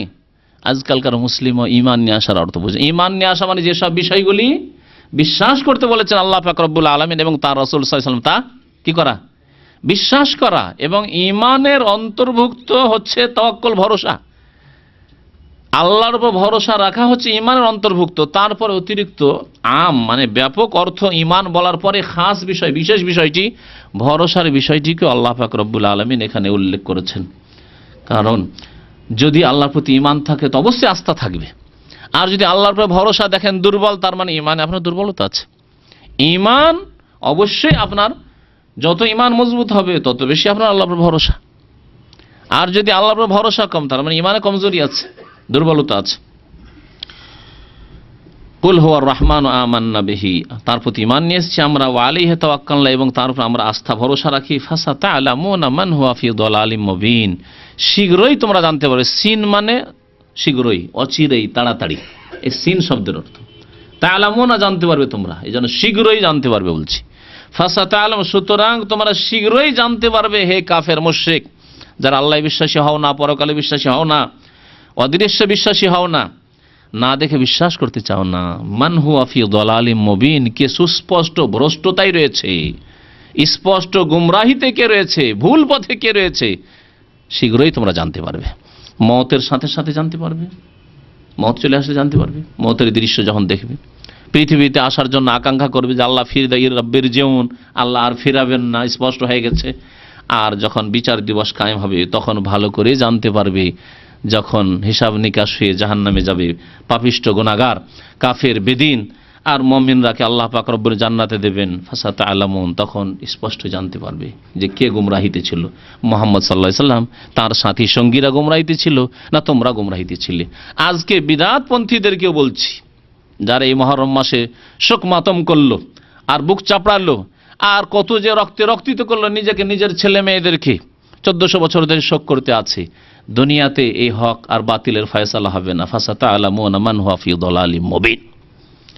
আজকে যারা কবর মাজার পূজায় লিপ্ত হয়ে আছে তাদেরকে বলবো, আজকে মানব রচিত বিধান দিয়ে যারা দেশ পরিচালনা করছে, কোরআন সুন্নাহকে দূরে সরিয়ে দিয়ে, আল্লাহর বিধানকে দূরে সরিয়ে দিয়ে, তাদেরকে বলবো ফাসাতাআলামুনা মান হুয়া ফি দালালিম মুবিন।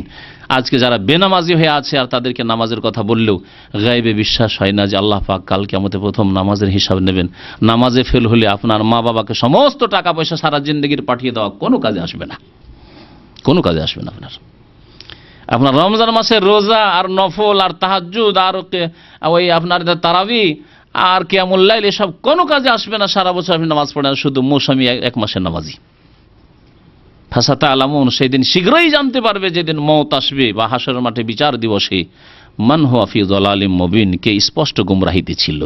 স্পষ্ট গুমরাহিতে তোমরা ছিলে না আর কেউ স্পষ্ট গুমরাহিতে আছে।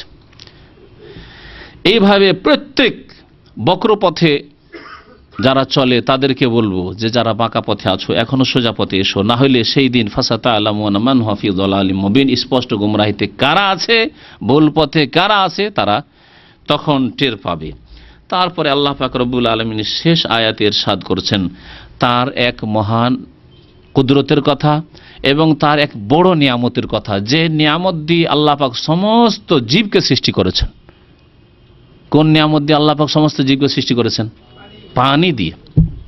আল্লাহ পাক কোরআনে কারীমে আরেকটি আয়াতে ইরশাদ করেছেন ওয়াজআলনা মিনাল মায়ে কুল্লা শাইইন হাই, আমি সৃষ্টি করেছি পানি থেকে কুল্লা শাই, কুল্লা শাই এবং তার সাথে সাথে হাই আল্লাহ লাগিয়েছে, প্রত্যেক জীবন্ত বস্তুকে, প্রত্যেক প্রাণীকে, প্রত্যেক জীবন্ত বস্তুকে আমি সৃষ্টি করেছি, বা ব্যক্তিকে সৃষ্টি করেছি, বা বিষয়কে সৃষ্টি করেছি। শুধু ব্যক্তি না, বস্তুকে আল্লাহ পাক বলছেন যাতে জীব আছে, যাতে প্রাণ আছে, এমনকি ঘাস লতা পাতা, হ্যাঁ এখন যে গজিয়ে উঠেছে, আল্লাহ পাক পানি ছাড়া সৃষ্টি করেননি। পানি ছাড়া কোনো দিন আপনি আপনার চাষাবাদ করতে পারবেন না, আপনার ফসল আসবে না, আপনার রিজিক আসবে না, আপনার খাদ্য আসবে না। ওয়াজআলনা মিনাল মাই কুল্লা শাইইন হাই, আল্লাহ পাক এই কুদরতের কথা এখানে উল্লেখ করেছেন। কুল, হে নবী মানুষকে জানিয়ে দাও, আর আয়তুম, আচ্ছা বলো তো। আর আয়তু মানে তোমরা দেখেছো কি শাব্দিক অর্থ, কিন্তু এর ভাব অর্থ কোরআনে কারীমের ভাষায় তোমরা দেখেছো, শুনেছো, জেনেছো, তাহলে বলো। আর আয়তু, আচ্ছা বলো তো তোমরা, ইন আসবাহা মাউকুম গাওরা, তোমাদের পানি যদি, যে ভূমি রয়েছে, জমিন রয়েছে, জমিনের গভীরে চলে যায়। গাওরান মানে গভীরে চলে যাওয়া। ইন আসবাহা মাউকুম, তোমাদের পানি যদি পৃথিবীর গভীরে চলে যায়, জমিনের গভীরে চলে যায়, একেবারে নিচে পানি নেমে গেল। আপনারা যে বছরে বৃষ্টি কম হয় সেই বছরের অবস্থা দেখেছেন কিনা? শ্যালো মেশিন দিয়ে পানি বের করার চেষ্টা করছে, পানি উঠে না। টিউবওয়েল আছে, টিউবওয়েলে চাপছে, পানি উঠে না। এইরকম অনেকে এইরকম দৃশ্য হয়তো দেখেছেন অথবা শুনেছেন। আমার জন্মে এই 30-40 বছরের মধ্যে আমি এরকম দেখেছি বা শুনেছি।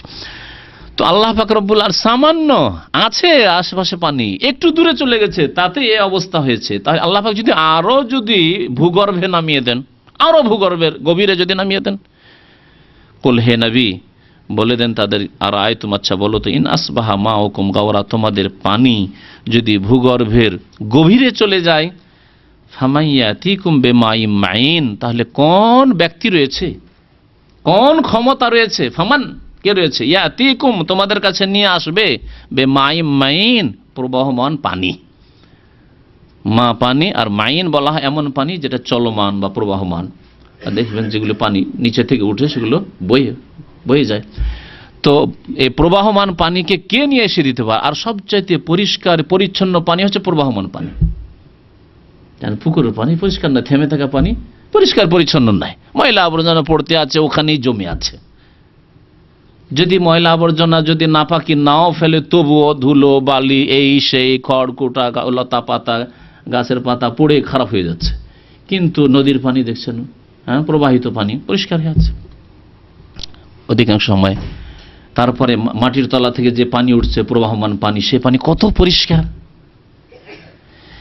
আল্লাহ পাক রব্বুল বলছেন যে কোন শক্তি আছে যে তোমাদের জন্য প্রবাহমান পানি নিয়ে এসে দিতে পারে, আর এই পানি ছাড়া তোমাদের জীবন চলতেই পারে না, অচল অবস্থা। একমাত্র আল্লাহ পাক রব্বুল আলামিন, কুল হুয়া রহমান, ওই রহমান দয়াবান ছাড়া আর কেউ এই পানি নিয়ে এসে দিতে পারে না। সুতরাং সে আল্লাহ ছাড়া কার ইবাদতবন্দি করবে, সে আল্লাহ ছাড়া কার কাছে চাইবে, সে আল্লাহ ছাড়া কার কাছে দোয়া করবে, সে আল্লাহ ছাড়া কার উপর আস্থা ভরসা করবে, সে আল্লাহ ছাড়া কার প্রতি ঈমান নিয়ে আসবে।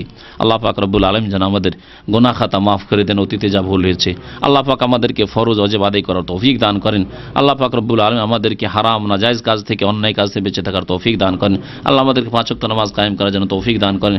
আল্লাহ পাক রব্বুল আলামিন তার প্রতি ঈমানকে আমাদের মজবুত করে দেন, আমাদের গায়বের ঈমানকে আল্লাহ পাক আরও যেন মজবুত করে দেন, আমাদের আমলকে সুন্দর করার জন্য তৌফিক দান করেন। এখান থেকেই সূরা মুলকের তাফসীর শেষ হলো।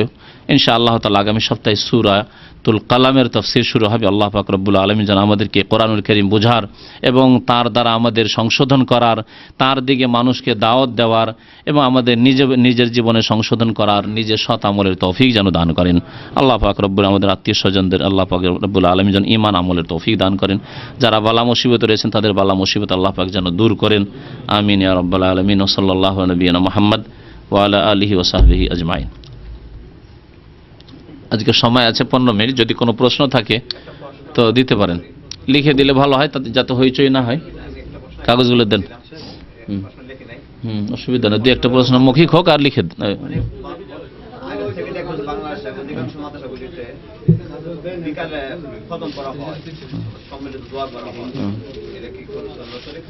আমাদের ভাই আবু হানিফা সাহেব জিজ্ঞেস করছেন, মাদ্রাসা পড়া লোক তো, মাদ্রাসার অবস্থা জিজ্ঞাসা করছেন যে বিকালবেলা মাদ্রাসায় খতম পড়া হয়, কিসের খতম? খতমে ইউনুস। খতমে ইউনুস এক বিদআত। ইউনুস আলাইহিস সালামের দোয়া এত লাখবার পড়তে হবে, এটা কোন হাদিস আছে? মা আনজালাল্লাহু বিহা মিন সুলতান। আজকে জুমা মসজিদের খতিব বারবার এই আয়াতটি রিপিট করছিলেন, হ্যাঁ, বারবার এই আয়াতটি রিপিট করছিলেন যে আল্লাহ পাক এর কোনো দলিল নাজিল করেননি। তাহলে আমাদের জন্য দলিল সেটি যার দলিল আল্লাহ পাক নাজিল করেছেন, সেটা দলিল। আর মানুষ করছে, মাদ্রাসায় খতম হচ্ছে বা কোনো ওজিফার কিতাব আছে, সেটি দলিল নয় যদি কোরআন এবং হাদিসে না থাকে। ইউনুস আলাইহিস সালাম এই দোয়া করেছেন, লা ইলাহা ইল্লা আনতা সুবহানাকা ইন্নী কুনতু মিনাজ জালিমিন। আপনিও করেন, বালা মুসিবত আছেন, অথবা এমনিই করেন, আপনি যখন তখন করেন, কিন্তু তার জন্য একটা কোর্স করবেন যে এত হাজারবার এত লাখবার এক মজলিসে খতম দিতে হবে, এটি বিদআত। মা আনজালাল্লাহু বিহা মিন সুলতান। 1.25 লাখ না, 1.25 লাখের বিদআত। জি, এইরকমই যতগুলি খতম আছে অথবা এই যে বানানো দুরুদ আছে ওজিফার কিতাবে, সেগুলি বিদআত। বাকি আপনি বিকালবেলা আল্লাহ পাকের কাছে দোয়া করছেন, সকাল সন্ধ্যা আল্লাহর তসবিহ করো, কোরআনে কারীম আছে ওয়াসাব্বিহ বিল আশি ওয়াল ইবকার, সকাল বিকাল আল্লাহ পাককে ডাকো। সুতরাং আপনি আল্লাহ পাকের কাছে দোয়া করেন, সে নির্জনী দোয়া করেন, আপনার যে কোনো দোয়া করেন, বিদআত নয়, কারণ এটি নফল ইবাদতবন্দি করছেন। কিন্তু যখন আপনি ওর কোর্স বেঁধে নেবেন যে এতবার অমুক দোয়াটি পড়ব, তখন বিদআত, কারণ এইভাবে নবী করিম সাল্লাল্লাহু আলাইহি সাল্লাম করেননি। মসজিদের ভিতরে বিক্রি না হওয়া উচিত। নবী সাল্লাল্লাহু আলাইহি সাল্লাম বলেছেন যে বরকত হয় না মসজিদে বিক্রি করলে, বা তোমরা বরকতের দোয়া দিও না। সুতরাং মসজিদের বাইরে বিক্রি করবেন, যা কিছুই হোক। যে সাধারণত অন্য দুনিয়ার কিছু বিক্রি করে না, হয়তো কোনো কিতাব বা এইরকম হয়তো বিক্রি করছে যারা, তারাও বলছে যে মসজিদের বাইরে হলে ভালো। এক ভাই প্রশ্ন করেছেন যে হাশরের ময়দানে আল্লাহ পাক যখন ফেরেশতাদেরকে হুকুম করবেন জাহান্নামকে নিয়ে আসার জন্য, তখন তারা শিকলাবদ্ধ জাহান্নামকে টেনে নিয়ে আসবেন, এবং তা দেখে মানুষ এত ভীত ভয় হয়ে পড়বে, এবং তখন মহানবী সাল্লাল্লাহু আলাইহি ওয়াসাল্লাম জাহান্নামের ভয়ে ভীত হয়ে দৌড় দিবেন, এটা কি সত্য কিনা, নাকি এই তথ্য সবটাই মিথ্যা? সত্যি হলে জাহান্নামকে লাগাম লাগিয়ে নিয়ে আসা হবে, এই হাদিস সহি। বাকি শেষখানে যে নবী সাল্লাল্লাহু আলাইহি ওয়াসাল্লাম ভীত হবেন, আল্লাহু আলাম। বাকি নবী করিম সাল্লাল্লাহু আলাইহি ওয়াসাল্লাম বলবেন, আর এবং সমস্ত আম্বিয়া বলেন রব্বে সাল্লেম সাল্লেম, আল্লাহ আমার হেফাজত করো, হেফাজত করো, সহি সালামতে রাখো। ওই শব্দ হইতে এসছে, আপনি একটু অন্য ভাষায় লিখেছেন, রব্বে সাল্লেম সাল্লেম, আল্লাহ বাঁচাও বাঁচাও বাঁচাও, রক্ষা করো রক্ষা করো। বলবেন কালাম ও রসুল ইয়াউমাইযিন রব্বে সাল্লেম সাল্লেম, বুখারীতে হাদিস, গত কিছুদিন আগে পড়িয়েছি আমি হাদিসটা। আল্লাহ তুমি হেফাজত করো, আল্লাহ হেফাজত করো। জি, সবাই নিজের নফসি নফসি করবেন। নবী করিম সাল্লাল্লাহু আলাইহি ওয়াসাল্লামকে যখন সুপারিশের অনুমতি দেওয়া হবে সিজদায় পড়ে, তখন সুপারিশ করবেন। কিন্তু সমস্ত আম্বিয়া কেরাম কালাম ও রসুল বলা হয়েছে, আল্লাহ বলবে আল্লাহ তুমি হেফাজত করো। জি। জান্নাত এবং জাহান্নাম কয়টি? এক ভাই বলেছেন জান্নাত 8টি এবং জাহান্নাম 7টি। 8টি 7টি এসব নয়, 8টি দরজা আছে জান্নাতের বলা হয়েছে, আর জাহান্নামের 7টি স্তর আছে বলা হয়েছে। আর স্তর মানে যে 7টি জাহান্নাম আলাদা আলাদাই তো না, স্তর বলা হয়েছে। তার মধ্যে নিম্ন স্তর আছে, মধ্য স্তর আছে, বিভিন্ন স্তর আছে। ইন্নাল মুনাফিকিনা ফিদ দারকিল আসফালে মিনান নার, মুনাফিক যারা, অন্তরের কপট। মুনাফিক মানে একদিন ওয়াদা খেলাপি করলো, আপনাকে টাকা দিতে চেয়েছিলে, ভাই তোমাকে 1000 টাকা ধার দেওয়ার দিতে বলে, তুমি তো মুনাফিক, জাহান্নামের একেবারে নিচে থাকবে। হ্যাঁ, সুবিধাবাদী, আপনাকে টাকাটা দিল না, যেন মুনাফিক, ওকে একেবারে জাহান্নামের নিচে নামিয়ে দিলেন, তাই না? এইরকম নয়, বরং আকীদার যারা বিশ্বাসের মুনাফিক, অন্তরে বিশ্বাস নেই, অন্তরে ইসলামের শত্রুতা, ইসলামের ক্ষতি হলে খুশি হয়, কিন্তু হয়তো দুনিয়ার স্বার্থে, নেতৃত্বের স্বার্থে, অথবা নিজের জানমালের হেফাজতের জন্য মুসলমান হয়ে গেছে বা ইসলামের দাবি করে। এইরকম মুনাফিক যুগে যুগে অনেক থেকেছে মুসলিম সমাজে। যেমন মদিনার মুনাফিক, রাইসুল মুনাফিক, মুনাফিকদের নেতা নবী সাল্লাল্লাহু আলাইহি ওয়াসাল্লাম, যেমন আব্দুল্লাহ বিন উবাই মুনাফিক ছিল। তো এদের সম্পর্কে বলা হয়েছে, এদের অনুসারীদের সম্পর্কে বলা হয়েছে। আর এর লক্ষণ হচ্ছে যে ইসলামের ক্ষতি হলে খুশি, এটা নামাজি লোকের খুশি হলে খুশি, ক্ষতি হলে খুশি, এটা ভালো মানুষের বিপদ আপদ হলে খুশি, মুসলিম উম্মতের ক্ষতি হলে খুশি, আর কাফের যদি জয়ী হয় তো তাতে খুশি। এগুলো হচ্ছে মুনাফিক, আকীদার বিশ্বাসের মুনাফিকের লক্ষণ। জি। ভাই লিখেছেন মুহররমের 10 তারিখের সাথে কারবালার কি সম্পর্ক, সংক্ষেপে একটু। কারবালায় হোসেন রাদিয়াল্লাহু তাআলা আনহু শহীদ হয়েছিলেন এই তারিখেই। আর এইরকম শাহাদাতের ঘটনা অনেক হয়েছে। সুতরাং এর জন্য আমাদের করণীয় কিছু নেই। 3 দিন শোক পালন রয়েছে, 3 দিন অনেক আগেই পার হয়ে গেছে, তারপরে ইসলামে কারো শোক পালন করা নেই। এবং কারবালার শহীদের ঘটনা চাইতে নবী সাল্লাল্লাহু আলাইহি ওয়াসাল্লামের শাহাদাত অনেক বড়। নবী সাল্লাল্লাহু আলাইহি ওয়াসাল্লাম শহীদ হয়েছেন, আমরা অনেকে জানেন না। জানেন নবী করিম সাল্লাল্লাহু আলাইহি ওয়াসাল্লাম শহীদ হয়েছেন, জানেন না? জানেন না? কিসে শহীদ হয়েছেন? বিষে। ইহুদি যে খয়বরের সময় বিষ দিয়েছিল, নবী করিম সাল্লাল্লাহু আলাইহি ওয়াসাল্লাম তখন আল্লাহ পাক রব্বুল আলামিন, যেহেতু তার রিসালাত এখনো কমপ্লিট হয়নি, মানব জাতি পর্যন্ত মেসেজ পৌঁছানো, এখনো কোরআন নাজিল করে মানুষকে জানিয়ে দেওয়া এখনো শেষ হয়নি, আল্লাহ পাক তার খাস কুদরতে তাকে তখন রক্ষা করে দিলেন। কিন্তু নবী সাল্লাল্লাহু আলাইহি ওয়াসাল্লামের ইন্তেকালের সময় বারবার বলছেন নবী সাল্লাল্লাহু আলাইহি ওয়াসাল্লাম যে ওই যে 3 বছর আগে খয়বরে ওই ইহুদি মহিলা যে আমাকে বিষ দিয়েছিল, সেই বিষের আপনার এত মানে তার প্রখরতা ছিল এবং বিষের চাপে মনে হচ্ছে আমার সব সেরা উপসেরাগুলি ছিঁড়ে গেল। এবং তাতে রাসূলুল্লাহ সাল্লাল্লাহু আলাইহি ওয়াসাল্লাম শহীদ হয়েছেন। শাহাদাতের মর্যাদা অনেক উঁচু মর্যাদা, এই জন্য আল্লাহ পাক রব্বুল আলামিন তার রাসূল সাল্লাল্লাহু আলাইহি ওয়াসাল্লামকেও শাহাদাতের মর্যাদা দিয়েছেন। আমাদের নবী ইহুদিদের হাতে শহীদ হয়েছেন, আর যদি আজকে কেউ ইহুদিদের সাথে, খ্রিস্টানদের সাথে বন্ধুত্ব করে, তাহলে তার কি অবস্থা? এক ভাই লিখেছেন কেউ যদি 6 মাস অথবা 1 বছর রাগ করে তার স্ত্রীর সাথে কথা না বলে, তাহলে তালাক হয়ে যায়, কথা ঠিক কিনা? স্ত্রীর সাথে রাগ করে কথা না বললে আল্লাহ পাক কোরআনে কারিমে বলেছেন 4 মাস, তার বেশি নয়। লিল্লাযিনা ইউলুনা মিন নিসাইহিম তারাব্বুসু 4 আশহুর, যারা ইলা করবে মানে শপথ করবে, এটা হচ্ছে শপথ করা যে তোমার সাথে কসম করে বলছি এতদিন কথা বলবো না, তাহলে 4 মাস ব্যাস। 4 মাস পরে আপনাকে 2 এর 1 করতে হবে। কিছু কিছু আবার আমাদের দেশের ভুল ফতোয়া দানকারী লোকেরা আছে যে 4 মাস রাখলে অটোমেটিক বিবি তালাক হয়ে যাবে। এই ফতোয়া ভুল, কিন্তু শুনে রাখেন ভালো করে, কারণ অনেকে মাদ্রাসা পড়া লোক আছেন ওই মানে ওই ঢুকে আছে, ভুল ফতোয়া ঢুকে আছে মগজে। 4 মাস পরে শরীয়তের বিধান হচ্ছে এখন তুমি একটা করো, হয় নিয়ে আসো ফিরিয়ে, কসম শেষ করো, নিয়ে আসো ফিরিয়ে, আর না হলে তালাক দাও। আর এইরকম ঝুলিয়ে রাখতে পারবে না, 6 মাস ধরে কথাও বলবো না, আর কসম করে আছি, যোগাযোগ করবো না, না, এটা চলবে না। হ্যাঁ, 2 এর 1 করতে হবে, হয় ফিরাতে হবে, না হয় তালাক দিতে হবে 4 মাস পরে। বর্তমান যে কওমি মাদ্রাসাগুলো রয়েছে এই শিক্ষা ব্যবস্থা কি আহলে সুন্নাত ওয়াল জামাতের মতো কিনা, আর যদি তা না হয় তাহলে বাচ্চাদেরকে ওইসব মাদ্রাসা পড়ানো যাবে কি? কওমি মাদ্রাসা আমভাবে কি করে বলবো? তার মধ্যে কিছু ভালো মাদ্রাসা থাকতে পারে, কোরআন সুন্নাহর শিক্ষা থাকতে পারে, আর বেশ কিছু শিক্ষা আছে, কিন্তু অধিকাংশ সিলেবাসে ভেজাল ভরা আছে। তৌহিদের শিক্ষা নেই, আকীদার সহি আকীদার শিক্ষা নেই, এর অভাব। সহি জয়ীফ জাল হাদিসের কোনো শিক্ষা নেই, সেই জন্য জাল হাদিস বয়ান করে তাদের আলেমরাও। সুদূর চীনে গিয়ে এলিম শিখতে যাও। আরে চীনে কোন কালে কোন মাদ্রাসা ছিল বলুন দেখি? হ্যাঁ, যে চীনে তুমি এলিম শিখতে যাও।